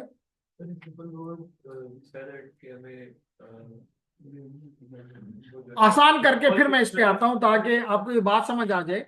मिसाल के तौर पे आपने अपनी यूनिवर्सिटी आने के लिए, आपका घर जो है लट कर हैदराबाद में, आपने एक रिक्शे वाले से बात की, टैक्सी वाले से बात की कि आप मुझे 30 दिन लेकर, बल्कि साल, आप मुझे लेकर जाएंगे इधर, यानी कि यूटी, और मुझे उसके साथ लाजमी तौर पे आप कुछ शराइत रखेंगे। शराइत ये उसकी तरफ से शर्त ये होगी, मिसाल के तौर पे, कि हर पहली को आपने मुझे पैसे देने होंगे। ये नहीं कहेंगे कि जी तनख्वाह नहीं आई, कारोबार में नुकसान हो गया है, नहीं, ऐसी बातें नहीं करेंगे। आप मुझे पहली तारीख को पेमेंट करोगे। फिर आप कहते हैं हाँ ये तो ठीक है। आप उसके साथ ही कहते हैं कि जनाब आप इस गाड़ी में किसी और को रास्ते में नहीं बिठाओगे। ये नहीं कि मुझे यहां से उठाओ और आगे से 4 और लोगों को बिठा लो, और किसी दिन आपको और भी ज्यादा मिल जाए तो मुझे ही कह दो उतर जाओ, खैर है औरों को ले जाता हूं आज। इसी तरह आप उसको ये भी कहेंगे कि जी मिसाल के तौर पे आप मुझे सुबह 8 बजे वहां पहुंचाना है। इसका मतलब कि यहाँ पे तुम 7:30 पे तुम्हें हर रोज पहुंचना होगा। इसी तरह मिसाल के तौर पे मुझे वापस जो है वो तुमने फिर ये कह रहे हो कि मुझे 8 बजे पहुंचाना है, लेकिन उसमें डिले जो है मिसाल के तौर पे 2-5 मिनट का अफोर्डेबल है मेरे लिए। यानी अगर 8:05 तक हो जाए तो खैर है, लेकिन अगर 8:06 हो गया तो इसका मतलब है कि आपने उसको जो आपके मेरी टर्म्स थी आपने उनका ख्याल नहीं किया। मिसाल के तौर पे आप उसे कहते हैं कि जनाब आप पूरे साल में 5 से ज्यादा छुट्टियां नहीं करोगे। और छुट्टी भी करोगे तो मुझे पहले बता के करोगे। तो देखिए ये क्या है, कुछ टर्म्स आप उसके साथ एसोसिएट कर रहे हैं उस कॉन्ट्रैक्ट में। अगर उनमें से आप वो नहीं पूरी करता तो आप कहेंगे आप मेरी क्वालिटी ऑफ सर्विस नहीं पूरी कर रहे। सर क्वालिटी ऑफ सर्विस हमें आईएसपी प्रोवाइड कर। जी बिल्कुल। तो आईएसपी आपको देगा ना कि जी 500 मेगाबिट पर सेकेंड को पैसे आपसे 500 मेगाबिट पर सेकेंड ले रहा है, तो आपको 500 पर वो दे भी। जैसे मिसाल के तौर पे आपको आपसे वही बात तो ये करे कि टैक्सी पे मैं आपको लेकर जाऊंगा, और अगले दिन आप देखें कि वो आपके पास बीआरटी की साइकिल लेकर आया हो, तो आप कहेंगे नहीं, आपने मेरे साथ बीआरटी की साइकिल की बात नहीं की हुई। आप इवन उसे ये भी कह सकते हैं कि जी आपने मुझसे साथ जो 4 व्हील ड्राइव की बात की थी उसमें भी सुजुकी नहीं लेकर आओगे, मेहरान नहीं लेकर आओगे, कम से कम आपको टोयोटा लेकर आनी है, होंडा लेकर आनी है, मिसाल के तौर पे। तो what are these are the terms which you have agreed upon. तो यहां पर भी आप लंच पे भी, तो ट्रैवलिंग के हिसाब से मैंने आपको एग्जांपल दी क्योंकि आप हर रोज करते हो ट्रैवलिंग, इसलिए आपको इजीली समझ आ जाती है। लेकिन यहाँ पे आप किस चीज की कर रहे हो जनाब, आपकी मुझे स्पीड जो देनी है तो 500 मेगाबिट पर सेकंड से मैं जब भी चेक करूंगा 500 मेगाबिट पर सेकंड होनी चाहिए। ये ना हो कि कभी 400 मेगाबिट सेकंड आ रही हो, क्योंकि उससे मेरा बिजनेस इफेक्ट होगा। इसी तरह आप उसे कह रहे हो कि 5 मिनट से ज्यादा पूरे साल में डिले वो ना हो, ड्रॉप ना हो। ये पांच पांच मिनट बहुत बड़ा वैल्यू है। आप लोग तो समझ रहे हैं कि ये बड़ा मतलब बहुत ही नॉर्मली हम उसे कहते होते हैं कि 99.99% पे तुम जाओगे, यानी सिर्फ 0.1% का तुम्हारे पास चांस है। और अगर हमारी उससे भी ज्यादा सेंसिटिव एप्लीकेशन होती है तो हम कहते हैं 99.999, इसमें तुम्हारे पास सिर्फ चांस 0.01 का है। Got it now? This is called quality of service. फिर उसके बाद एक और चीज जो कि आजकल ऐड हो गई है, that is very important, that is the security. That is the security में, जैसे कि आपको पता है कि आजकल कई सर्विसेज की या नेटवर्क्स की जिंदा रहने के लिए जरूरी है कि वो ये इंश्योर करे कि आपका डेटा सिक्योर होगा। अब अगर हम आमना से पूछें, मशल भी जवाब दे सकती है, दानियाल भी दे सकता है कि जनाब यहां पे जो सिक्योरिटी से क्या मुराद होती है, मोस्टली सीआईए। क्या होती है? सीआईए। सी से मुराद होता है कॉन्फिडेंशियलिटी, आई से मुराद होता है इंटीग्रिटी, और ए से मुराद होता है अवेलेबिलिटी। कॉन्फिडेंशियलिटी का मतलब है कि अगर आपका डेटा रास्ते में कोई पकड़ भी ले तो वो उसको पढ़ ना सके, उसको सुन ना सके, उसको देख ना सके, यानी कि इनक्रिप्ट किया जाए, ऐसे मेथड इस्तेमाल किए जाए। फिर उसके बाद आपने कहा इंटीग्रिटी, कि अगर रास्ते में कोई उसको तब्दील ना कर सके, वो तब्दील करे तो पता चल जाए कि ये वो मैसेज नहीं है जो कि मेरे यूजर ने भेजा है। मिसाल के तौर पे आपका बैंक है, आजकल आप ज्यादातर, अच्छी बात है कि बैंकों पे रश कम हो गई है, और आप नॉर्मली थ्रू ऑनलाइन पैसे ट्रांसफर कर देते हो। इवन आप लोग अब इवन अब कहीं, जैसे कल मैं देख रहा था कि बोर्ड, जो कि एक सरकारी इदारा है, board of intermediate secondary education, उनके जो अभी एग्जाम होने हैं मई में, उसके लिए उन्होंने रजिस्ट्रेशन ओपन की। तो उन्होंने कहा कि जी एलाइट बैंक में जाके कर लो, एमसीबी में कर लो, और अगर नहीं तो इजी पैसा से हमें भेज दो। तो अब यहाँ पे आप देखें तो इसका मतलब आप घर पे बैठे हुए, इजी पैसा तो हर एक के घर पे है, तो घर से आप उसको ट्रांसफर कर रहे हो। लेकिन अगर मिसाल के तौर पे आप उनको ट्रांसफर कर रहे हो फॉर एग्जाम्पल 2500, और आपके अकाउंट से 25,000 निकल जाए, इसमें मतलब एक जीरो बढ़ जाए, इसका मतलब रास्ते में उसको किसी एक जीरो किसी ने बढ़ा दिया, खुद नहीं बढ़ा। मुजाहिद ने तो 2500 लिखा था, 2500 लिखा था, रास्ते में उमर ने उस सेगमेंट को पकड़ के सिर्फ जीरो एक बढ़ा दिया कि चलो मुजाहिद मजे का। ये भी हो सकता है कि उमर और ज्यादा खुश हो तो उसका अकाउंट का नंबर हटा के अपना अकाउंट का नंबर लगा दे। इसका मतलब मैसेज रास्ते में तब्दील हो चुका है। अब बैंक को कैसे पता चलेगा कि ये वो मैसेज नहीं है जो जो कि मुजाहिद ने भेजा है? उसने तो कुछ और लिखा था, यहां तो 25,000 रुपए और इस इसके अकाउंट में जा रहे हैं, तो उसको पता चले। इसको कहते हैं इंटीग्रिटी। और अवेलेबिलिटी का मतलब ये होता है, अवेलेबिलिटी का ये मतलब होता है कि जो सिस्टम जिस पर्पस के लिए बना है वो काम वो करे। जैसे मिसाल के तौर पे मेरा काम ये है कि मैं सैटरडे संडे को आपको ये कोर्स की क्लासेस दूं। तो अब आपके लिए आप समझते हैं कि I should be available on these 2 days. आप जब भी आए तो बाहर से ताला लगा हुआ हो, या ताला ना भी लगा हुआ हो, मैं यहाँ पे अपने दोस्तों को बुला के उनके साथ गप्पे लगा रहा हूँ, और आप आते हैं यहाँ बैठे रहते हैं और आपको सर्विस नहीं मिलती, इसका मतलब है कि मैं अपनी सर्विस को डिनाई कर रहा हूँ। क्या कर रहा हूँ? डिनाई कर रहा हूँ। ये टाइम मेरे स्टूडेंट को पढ़ाने का है, मैं उस वक्त अपने दोस्तों के साथ गप्पों पे लगा रहा हूँ, या अपनी फैमिली के साथ लगा रहा हूँ, या किसी और पर्पज के लिए इस्तेमाल कर रहा हूँ। तो इसके मतलब मैं अपनी असल सर्विस को जो मैंने आपसे कहा है उसे डिनाई कर रहा हूं, इसका मतलब मैं अनअवेलेबल हो गया हूं। तो ये तीसरा फीचर है। तो ये तीन फीचर मिलके सीआईए ट्रैड बनता है, सीआईए ट्रैड। क्लियर हो गया? तो जनाब ये चार चीजें मिलके नेटवर्क को रिलायबल नेटवर्क कौन कौन सी? नंबर वन कॉन्फिडेंस, तीनों जो को तो कह दिया, सिक्योरिटी कह दिया ना, तो सिक्योरिटी कह दिया तो इसमें मतलब कॉन्फिडेंशियलिटी, इंटीग्रिटी और अवेलेबिलिटी आ गया। तो हमें हमारे साथ कोई क्वेश्चन भी शायद आ गया है।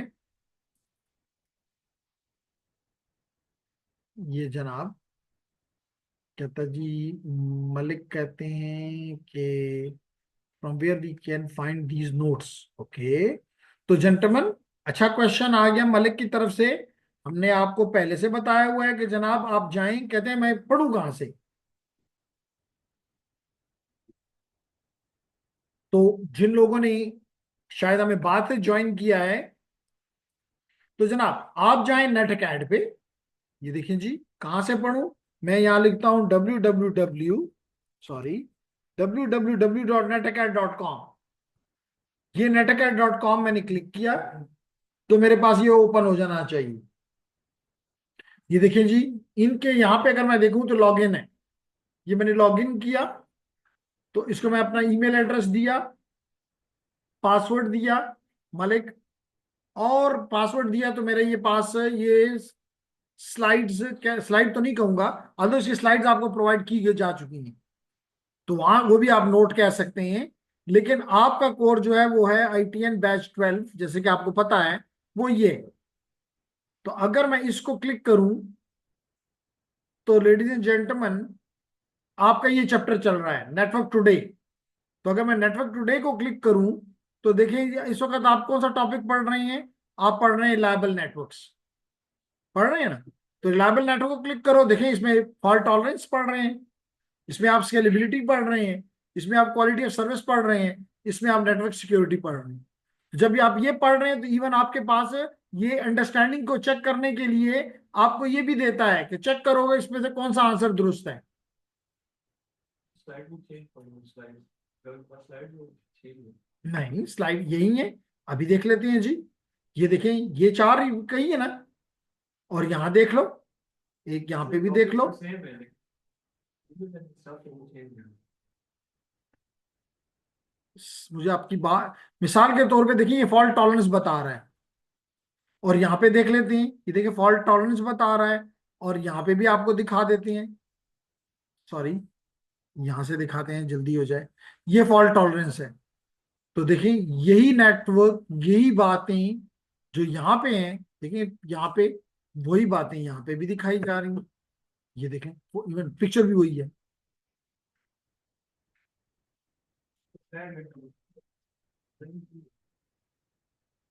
ठीक है ना? और इन्हीं का PDF बना के मैंने आपको ग्रुप के ऊपर भी दे दिया। तो चाहे यहाँ पे थोड़ी शायद तो स्लाइड में कम डिटेल होती है, और बुक में ज्यादा ज्यादा इंफॉर्मेशन होती है। क्लियर हो गया जी? ओके। इसी तरह मिसाल के तौर पे अगर हम यहाँ पे जाके स्केलेबल के बाद स्केलेबिलिटी को देख लें, तो स्केलेबिलिटी में उसने ये डायग्राम इस्तेमाल किया है। तो यहाँ देखते हैं यहाँ कौन सा डायग्राम यूज कर रहा है स्केलेबिलिटी में। ये स्केलेबिलिटी देखिए, वही डायग्राम। तो उसी मटेरियल की ये प्रेजेंटेशन जो है डिटो कॉपीज हैं। ठीक है, तो आगे बढ़ते हैं जी। एनिया, तो हम बात कर रहे थे कि ये चार चीजें, इसमें सबसे पहला क्या है? Fault tolerance. तो अगर आप गौर करें तो ये दो बातें आपको कहता है। मिसाल के तौर पे ये एक आपका लोकल एरिया नेटवर्क है, लैन 1 कह लें, और ये दूसरा लोकल एरिया नेटवर्क है, लैन 2 कह लें। अब ये लैन जो है इंटरनेट के साथ कनेक्टेड है वाया दीज टू राउटर्स। लेकिन अगर इनमें से कोई एक राउटर भी डाउन हो जाए तो इसका मतलब है कि ये लैन वाले अब यहां नहीं जा सकेंगे। लेकिन फॉल्ट टॉलरेंस के लिए हमने एक लिंक इस राउटर के जरिए भी दिया हुआ, और एक लिंक हमने यहां भी दिया हुआ इस राउटर के को, कि अगर ये कहीं डाउन भी हो जाए तो आपका ये कनेक्शन इसके जरिए चला जाए। तो इसका मतलब है कि आपका नेटवर्क अब क्या है? फॉल्ट टॉलरेंट है। एक एडिशनल पाथ दे दिया गया जैसे मैंने कुछ देर पहले एग्जांपल आपको ये दी थी कि मोस्टली इस फॉल्ट टॉलरेंस के लिए हम क्या करते हैं, हम आसान बात अभी दिया था कि एक तरफ वापडा है और दूसरी तरफ यूपीएस है, तो और इसके बैकएंड पे आपका घर है, यहाँ पे आपने एक ब्रेकर लगाया हुआ है। तो जब वापडा अवेलेबल होता है तो वापडा आपको घर को दे रहा होता है, अगर वापडा यहाँ से डाउन हो जाता है तो यूपीएस आप होकर यहाँ पे आपको दे देता है। तो इसका मतलब है कि ये यूपीएस इसको इस पूरे सिस्टम को क्या बनाता है, फॉल्ट टॉलरेंट। तो यहां पर भी यही बात है। क्लियर हो गया?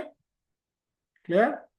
इसी तरह यहां पे आपको बताया गया कि अभी मिसाल के तौर पे इसमें दो नेटवर्क्स थे, नेटवर्क नंबर 1 और नेटवर्क नंबर 2, लेकिन आपको साल के बाद 6 महीने के बाद डिमांड आई कि जनाब एक तीसरा नेटवर्क भी यहां ऐड करो। और सबसे अच्छी बात, बिजनेस भी जब शुरू होते हैं तो स्मॉल नंबर से स्टार्ट होते हैं। जैसे आसान सी एग्जांपल, इवन 1981 में आपकी यूनिवर्सिटी बनी, इससे पहले ये पेशावर यूनिवर्सिटी की फैकल्टी थी, तो उस वक्त इसमें सिर्फ 5 डिपार्टमेंट थे, इलेक्ट्रिकल, सिविल, मैकेनिकल, मेन तो ये 3 ही थे। लेकिन माइनिंग और एग्रीकल्चर भी था, लेकिन ना होने के बराबर। कोई इसमें तो मेरे ख्याल से कोई 10 से भी कम सीटें होती थी पर ईयर। लेकिन आज कितने डिपार्टमेंट्स हैं, कई गुना ज्यादा। पहले इस पूरे डिपार्टमेंट में 55 सीटें होती थी, आज कितनी है? पहले एक ही कैंपस था, आज कितने कैंपसेस हैं? तो इसका मतलब बिजनेस ग्रो करता है। तो अगर आपका नेटवर्क साथ ग्रो होने की सलाहियत नहीं रखता तो इसका मतलब वो स्केलेबल नहीं है। तो जैसे मैंने आपको कहा कि इवन इसी साल अगर आप देखें तो कितने डिपार्टमेंट खुले, कंप्यूटर साइंस वालों ने खोल दिया डेटा साइंस, इस डिपार्टमेंट ने खोल दिया सॉफ्टवेयर इंजीनियरिंग, साइबर सिक्योरिटी भी किसी ने शायद खोला है, एआई खोला है। इसके अलावा साइबर सिक्योरिटी, हाँ जी, वो भी एक लैब ने खोला, एआई दूसरी लैब ने खोला, एआई कंप्यूटिंग जो है इलेक्ट्रिकल ने खोला। तो कितने डिपार्टमेंट ऐड कर दिए गए, तो इसका मतलब उतने लोगों के कनेक्शंस बढ़ गए हैं। तो क्या आपका नेटवर्क ये कनेक्शन बढ़ने से खत्म हो गया, चौक कर गया है, या स्टिल वर्क कर रहा है? स्टिल वर्क कर रहा है। बल्कि आपके नेटवर्क से देखकर तो आपको अंदाजा ही नहीं होता कि जनाब इसमें मिसाल के तौर पे 500 स्टूडेंट और ऐड हो गया है। तो इसको कहते हैं स्केलेबिलिटी। क्लियर हो गया? फिर उसके बाद है लेडीज एंड जेंटलमैन, आपने कहा क्वालिटी ऑफ सर्विस। तो मैंने आपको बताया कि क्वालिटी ऑफ सर्विस से मुराद ये है कि आपने जो जो सर्विस इस प्रोवाइडर ने आपसे कहा है कि मैं आपको सिक्योरिटी दूंगा, इंश्योर करे कि मुझे सिक्योरिटी मिलेगी, उसने मुझसे ये वादा किया है कि जी आपको मैं क्वालिटी ऑफ सर्विस में क्या क्या चीजें दूंगा। जैसे मैंने अभी कहा, delay, down time, speed, variance in delay. तो इन सारी चीजों को हम क्या कहते हैं, क्वालिटी ऑफ सर्विस। तो कहता है quality of service the primary mechanism used to ensure reliable delivery of contents to for all users. फिर कहता है when quality of service policy is in place, तो वो डॉक्यूमेंट लिखा जाता है, उसको हम क्या कहेंगे, policy. The router can more easily manage the flow of data and voice traffic. अब उसको पता है कि जनाब मुझ पे वॉइस ट्रैफिक भी आएगी और मुझ पे डेटा भी आएगा, तो दोनों को अलग अलग ट्रीटमेंट देनी है, वॉइस को अलग ट्रीटमेंट देनी है। क्लियर? अच्छा जन, उसके बाद हमने कहा कि जी सिक्योरिटी। तो हमने आपको बताया कि जी आप सिक्योरिटी में क्या क्या सिक्योरिटी, फॉर एग्जांपल आपके नेटवर्क इंफ्रास्ट्रक्चर की सिक्योरिटी, जो जो जहां जहां आपकी इंफॉर्मेशन की सिक्योरिटी, वेरी इंपॉर्टेंट। मिसाल के तौर पे हमारा यहां पे आपको पता है हर एक इदारे की कोई ना कोई सिक्योर इंफॉर्मेशन होती है। जैसे फॉर एग्जांपल अगर यूटी लें तो आपके रिजल्ट्स किसके पास पड़े हैं, सीएमएस के पास। आप जो फीस पे करते हैं उसकी इंफॉर्मेशन कहाँ है, सीएमएस के पास है। तो अगर वो कोई आगे पीछे कर दे तो आपको पता है क्या, यहाँ तो सारे के सारे जिनका एफ होगा वो भी कहेंगे नहीं नहीं, दिमाग को 4.4 हो, वो कहेंगे नहीं हमारे तो टोटली 4 था। कहते नहीं मुझे नहीं पता, मुझे पहले सिस्टम में 4.4 था। आप वो कहते रहे कि जी आपने फीस जमा नहीं कराई, नहीं मैंने तो अपने छोटे भाई की भी जमा कराई हुई है, आपको याद नहीं है, वो भी आगे यहीं पड़ेगा। तो कहने का मकसद ये है कि इंफॉर्मेशन आपके लिए बड़ी इंपॉर्टेंट चीज होती है। इसी तरह फिजिकल सिक्योरिटी, फिजिकल सिक्योरिटी से मुराद है, मिसाल के तौर पे मेरा इक्विपमेंट ये लगा हुआ है, तो अगर मुझे इसकी फिजिकल सिक्योरिटी देनी है तो इसका मतलब इंश्योर करना कि कोई इसके करीब ना जा सके। जैसे अगर आप इवन चेक करना चाहें तो ये जो डेटा के बॉक्सेस लगे हुए हैं इनके बाहर लॉक लगा हुआ है, इसीलिए लगा हुआ है कि क्योंकि इनको इस तरह की हालत में लगना है, तो हर एक बंदा इसके साथ सिक्योरिटी के लिए खड़ा नहीं किया जा सकता, ताला कर दो, ताकि स्विच तक किसी की रसाई ना हो सके। इसके अलावा मिसाल के तौर पे आपका बैंक है, तो क्या मैं आपके अकाउंट में इन हो सकता हूं? नहीं। तो इसको मतलब है कि अनऑथराइज्ड एक्सेस नहीं होनी चाहिए, अनऑथराइज्ड एक्सेस नहीं होनी चाहिए। फिर हमने कहा जी प्रोटेक्शन ऑफ द इंफॉर्मेशन और data transmitted over the network, यानी कि जो इन फ्लाई नेटवर्क है, जो फ्लाई इन फ्लाई है डेटा, यानी कि आपके कंप्यूटर से निकल चुका है, आपके नेटवर्क से निकल चुका है, इंश्योर करो कि सिक्योरिटी उसकी भी दोगे। तो उसके लिए क्या क्या चीजें मैंने बताया, कॉन्फिडेंशियलिटी, कि only intended recipient can read watch, बाकी नहीं। इसी तरह दानियाल हमने कहा integrity, assurance that the data has not been changed.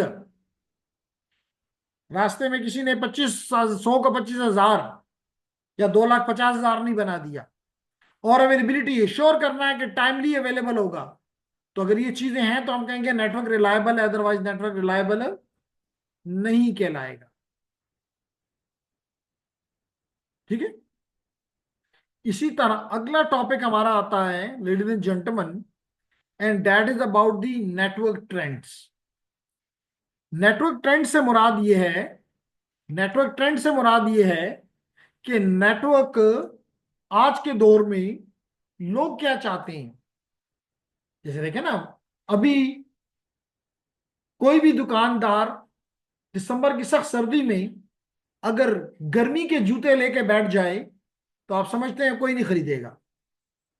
लेकिन अगर सख्त जून जुलाई की गर्मी में वो स्वेटर लगा के बैठ जाए तो फिर भी कोई नहीं खरीदेगा, क्योंकि ट्रेंड ही नहीं है।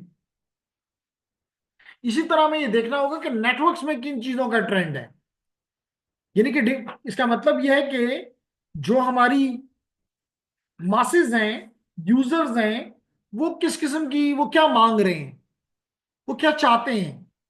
अगर हम वो दे सकेंगे तो लाजमी तौर पे वो हमारे साथ रहेंगे। मिसाल के तौर पे चलिए एक आसान सी एग्जांपल लेते हैं। आज सैटरडे का दिन है, कई लोग आपके दोस्त जो हैं वो घर में सोए पड़े हुए हैं, लेकिन आप क्यों यहां आ गए हैं? वजह यह है कि आपको अंदाजा है कि जनाब जब हम 4 साल के बाद मिसाल के तौर पे डिग्री करके यहां से निकलेंगे तो हमें एक बिजनेस चाहिए, हमें एक जॉब चाहिए।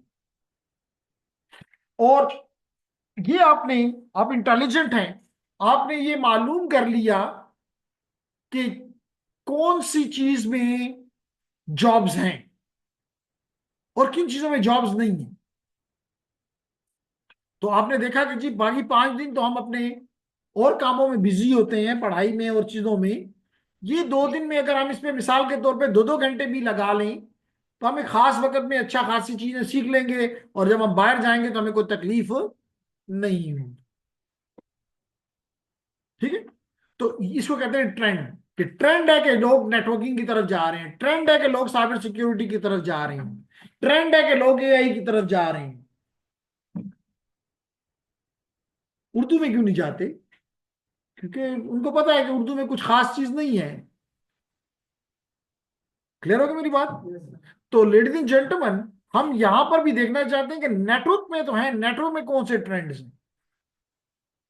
तो हमें बताया जा रहा है कि जनाब ये 4 ट्रेंड्स हैं। सबसे पहला ट्रेंड कहलाता है bring your own device, BYOD। BYOD। Next हम पढ़ेंगे ऑनलाइन कैलिब्रेशन। थर्ड हम पढ़ेंगे वीडियो कम्युनिकेशन। और फोर्थ हम पढ़ेंगे क्लाउड कंप्यूटिंग। क्या मतलब है BYOD का? BYOD का जैसे मिसाल के तौर पे, very nice example will be still, यही क्लास में हो जाएगा। आज से अराउंड 10 से 20 इयर्स बैक जब भी हमें कंप्यूटर लैब बनाते थे तो मस्ट समझा जाता था कि जितनी यहाँ पे टेबल्स हैं उतने कंप्यूटर्स होना जरूरी है। लेकिन आज नहीं है। आज इवन कई जगहों पे यहां इतना भी देखा गया है कि आपका टेस्ट होता है, एग्जाम कोई होता है, तो वो कहते हैं अपना लैपटॉप साथ लेकर आओ। और यहाँ पे भी यही है। हमने आपको इंटरनेट दे दिया, लेकिन हमने आपको ये नहीं कहा कि जी कंप्यूटर हम आपको देंगे। Bring your own device. इसी तरह जब मैंने इस डिपार्टमेंट को ज्वाइन किया, तो अगर आपने गौर किया हो, स्पेशली जो हमारे कंपनी यहाँ के डीसीएससी के स्टूडेंट्स हैं, तो हमारी जो टेबल्स हैं उनमें नीचे रैक बना हुआ था फॉर दी सीपीयू। तो वहां पे एक सीपीयू टीचर के लिए रखा जाता था, पड़ा होता था, कि टीचर सिर्फ लाके उसमें अपनी फ्लॉपी, अपनी फ्लैश मेमोरी लगाएगा और यूं डिस्प्ले दे देगा।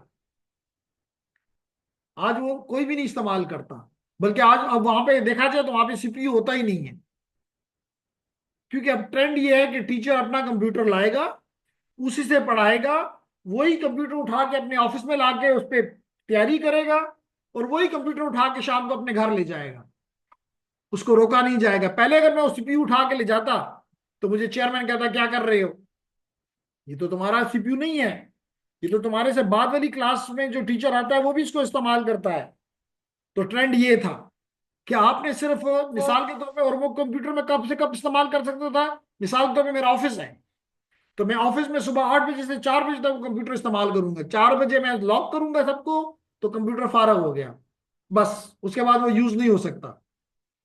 लेकिन यही आजकल आप देख रहे हैं, बिजनेस में भी होता है, कॉन्फ्रेंसेस में भी यही होता है, कि आप मिसाल के तौर पर सेल क्या बनते हैं, तो आप मार्केट में जाते हैं, अपने ही कंप्यूटर से ऑर्डर्स वहां पे लेते हैं और उनको सेंड कर देते हैं अपनी कंपनी।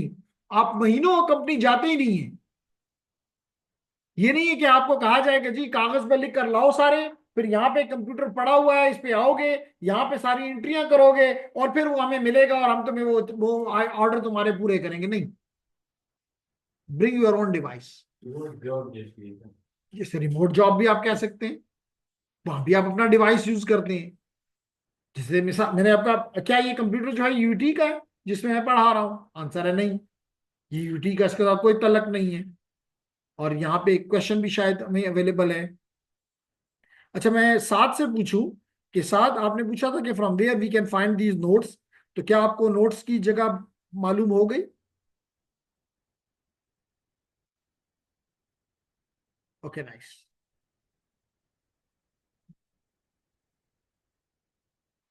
ओके,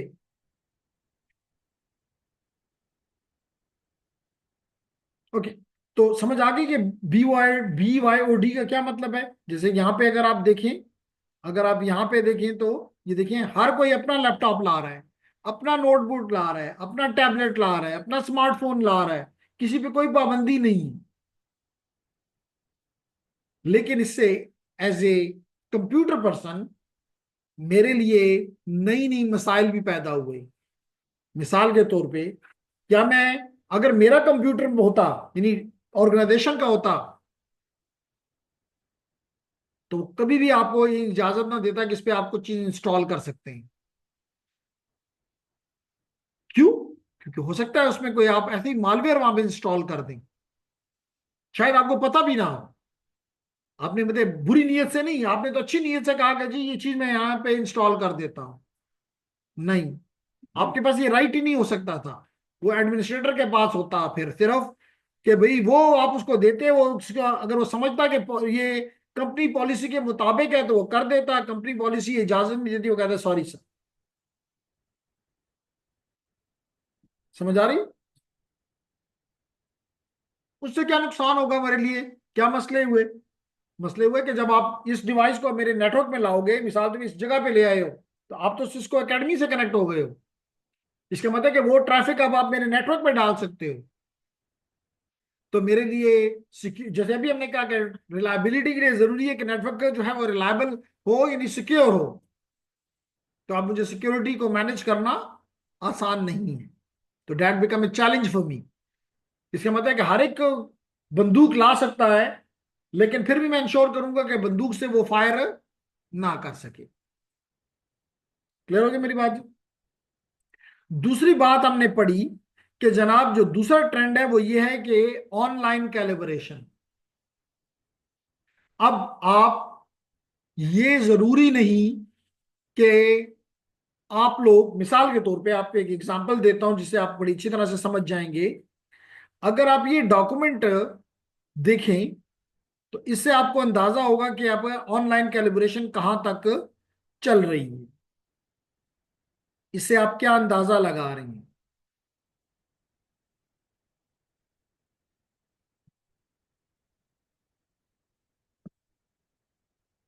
जी, मैं ये डॉक्यूमेंट आपके सामने खोलता हूं। ऑफिशियल है, लेकिन आपको समझाने के लिए जरूरी है। देखिए क्या लिखा हुआ है। The fifth online meeting of the industrial advisor board was convened by Professor Dr. Lycasson, Chairman Department of Computer System Engineering, on 9th February at 8 p.m. लेकिन इंपॉर्टेंट बात क्या है? Via zoom.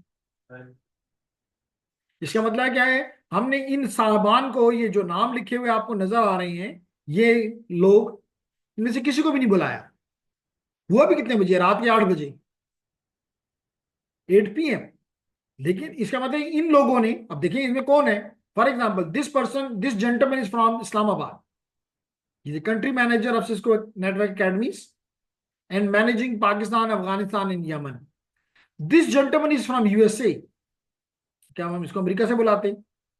This gentleman is from Islamic college Peshawar. This gentleman is from Australia. This gentleman is from Islamabad. तो अब देख रहे हैं कि दीज पी जेंटलमैन जितने भी हैं वो मुख्तलिफ जगहों से हैं, मुख्तलिफ, इवन आप ये कह सकते हैं कि डिफरेंट कॉन्टिनेंट से हैं। ये अमेरिका से है, और ये ऑस्ट्रेलिया से, दो डिफरेंट, और ये जो है बाकी एशिया से हैं। तो तीन बड़े आजम के लोग हैं। अब इनमें से किसी को भी हमने नहीं कहा कि तुम आ जाओ, आके हमारे सामने बैठो यहाँ पे और हम मीटिंग करते हैं। हमने कहा नहीं, मीटिंग के लिए जरूरी नहीं है। मीटिंग के लिए क्या जरूरी है? हमने कहा जी ये जरूरी है, ये जरूरी है। ठीक है, क्लियर? इसी तरह अभी जनवरी में, जनवरी के एंड में सिस्को का एक एनुअल गेट टुगेदर कह लें था। अब उसमें दो बंदे, एक एक जो था, एक जो है वो तो साउथ अफ्रीका से था, तो उसको बुलाया नहीं गया। ऑनलाइन कैलिब्रेशन, उसको अपनी बात भी बताई गई, उसकी बात सुनी भी गई। एक और भी थी, एक शायद न्यूजीलैंड से था, या एक मुझे याद नहीं।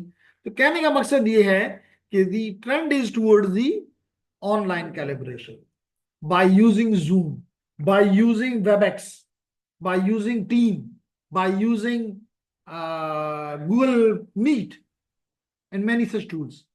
तो दिस इज द ट्रेंड। अब अगेन आप कहेंगे बताने का मुझे क्या फायदा होगा?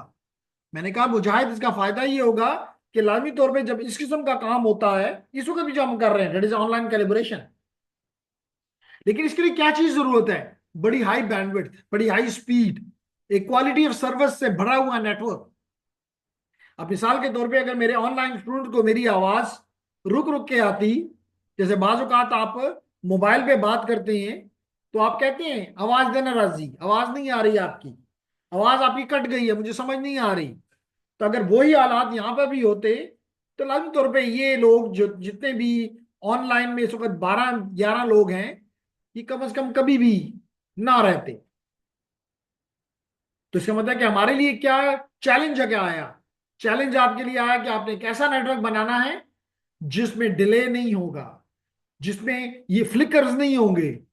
कभी नेटवर्क है, कभी नहीं है, कभी है इंटरमीडिएट है, नहीं।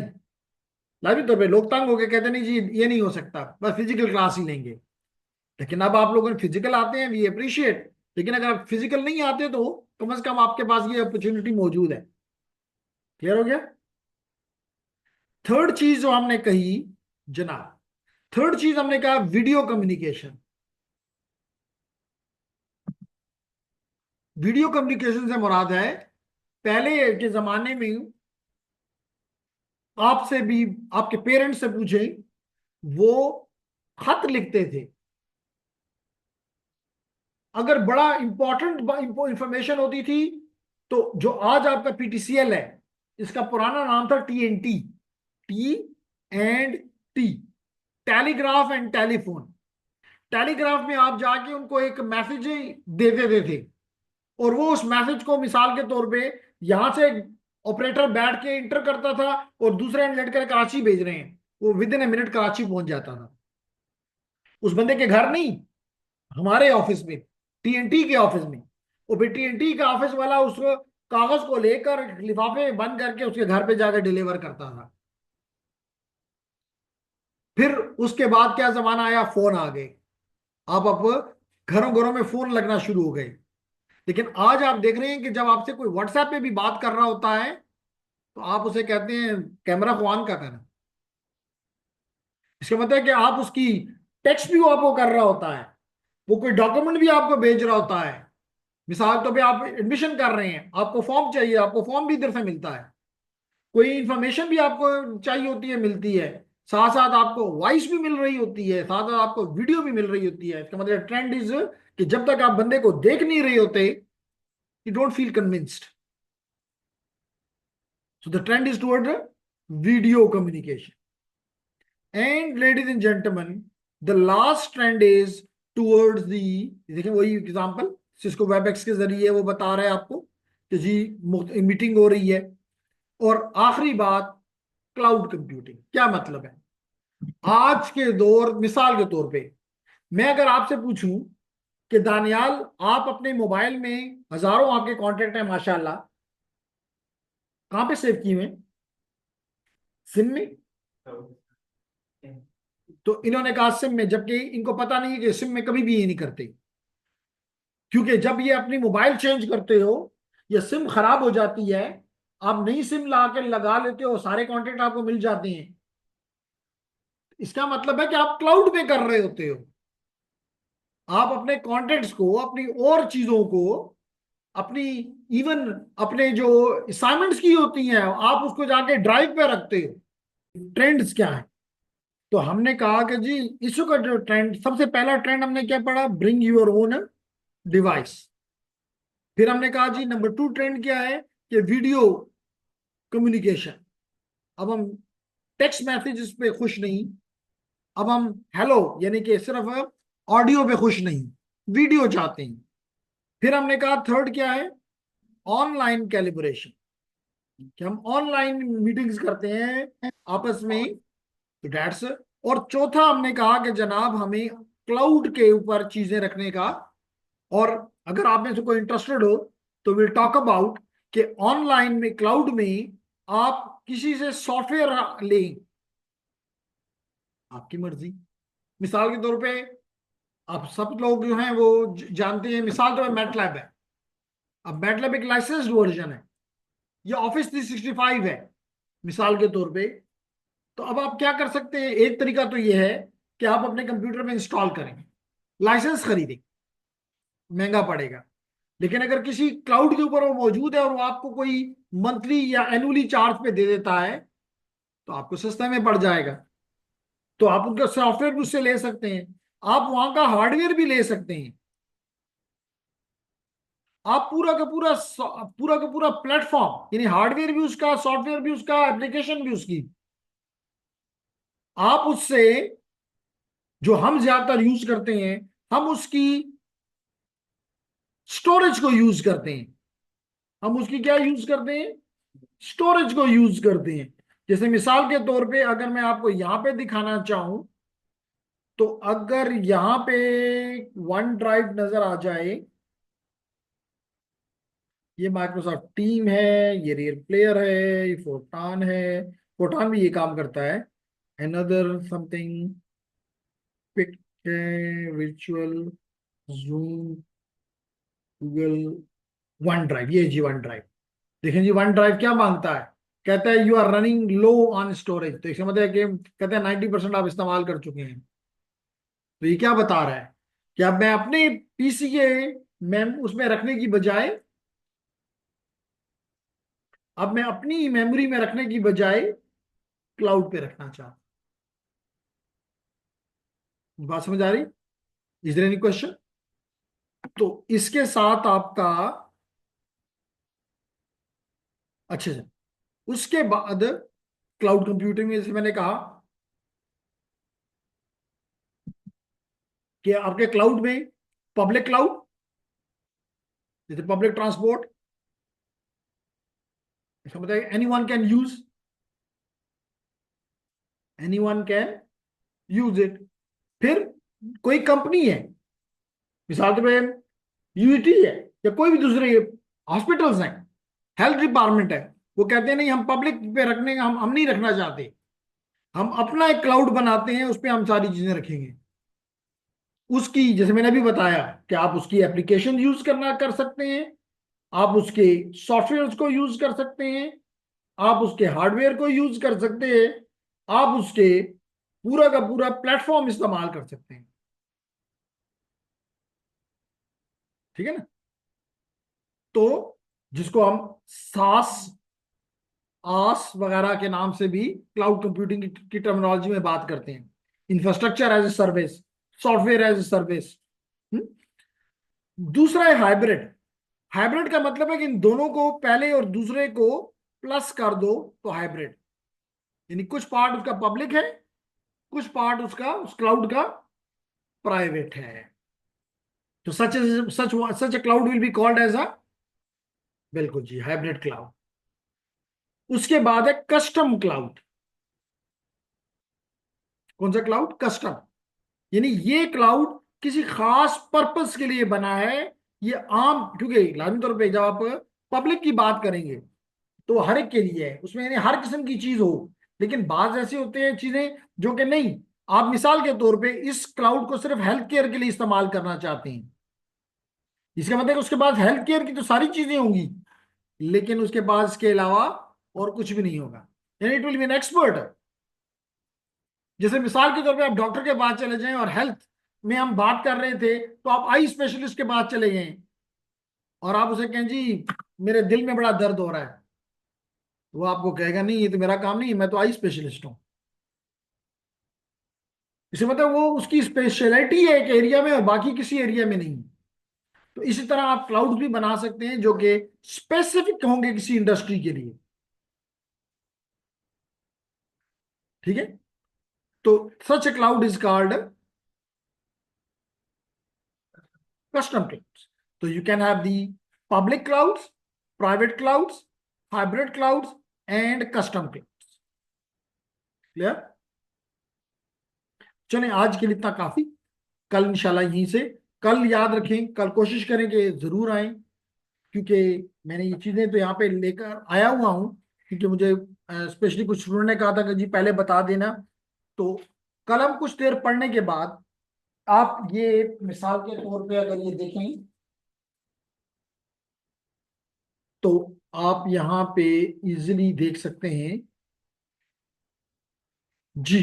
तो मिसाल के तौर पे ये है आपका क्रैंपिंग टूल, क्या करता है, कल यूज करो।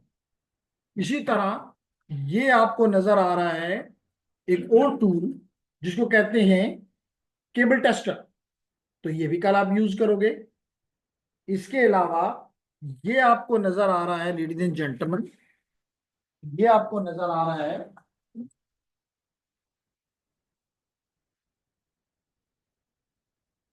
जी, ये आपको नजर आ रहा है स्ट्रिपिंग टूल, ये आपको नजर आ रहा है स्ट्रिपिंग टूल, सॉरी कटर, और ये आपको नजर आ रहा है अगेन स्ट्रिपिंग टूल। तो हम कल कोशिश करेंगे, क्योंकि कल से कंफर्म रमजान होगा, तो हम कोशिश करेंगे कि ज्यादा बोलने और बैठने के बजाय थोड़ा सा टाइम प्रैक्टिकल पे भी लगाएं, तो उससे आदमी थकता भी नहीं है, इंटरेस्ट में भी रहता है। तो हम तकरीबन 1 घंटा के अप्रोक्सीमेटली पढ़ने के बाद 1 घंटा उसको भी देंगे। तो इसलिए ऑनलाइन डेफिनेटली, जैसे कि हसन ने कहा, तो इसलिए हम बता रहे हैं कि अगर पॉसिबल है तो यहाँ आए, और अगर नहीं आएंगे तो हम उसकी वीडियो बना के ग्रुप के ऊपर आप लोगों को दे देंगे कि जी फिर इसको देख लो। लाजमी तौर पे आप, हम आपके किसी के घर पे भी ये सारी चीजें तो प्रोवाइड नहीं की जा सकती। तो बेसिकली हम बनाएंगे स्ट्रेट केबल और क्रॉस केबल कल की क्लास में, और फिर हम उस स्ट्रेट और क्रॉस केबल को इस्तेमाल करके एक छोटा सा नेटवर्क बनाएंगे जिससे आपको आइडिया हो जाए। तो शायद वो एक क्लास में ना भी बने, एक क्लास में अगर स्ट्रेट और क्रॉस केबल बन जाती हैं, दूसरी क्लास में हम उनको यूज कर लेते हैं, तो not bad. Clear everyone? Is there any question from the online students?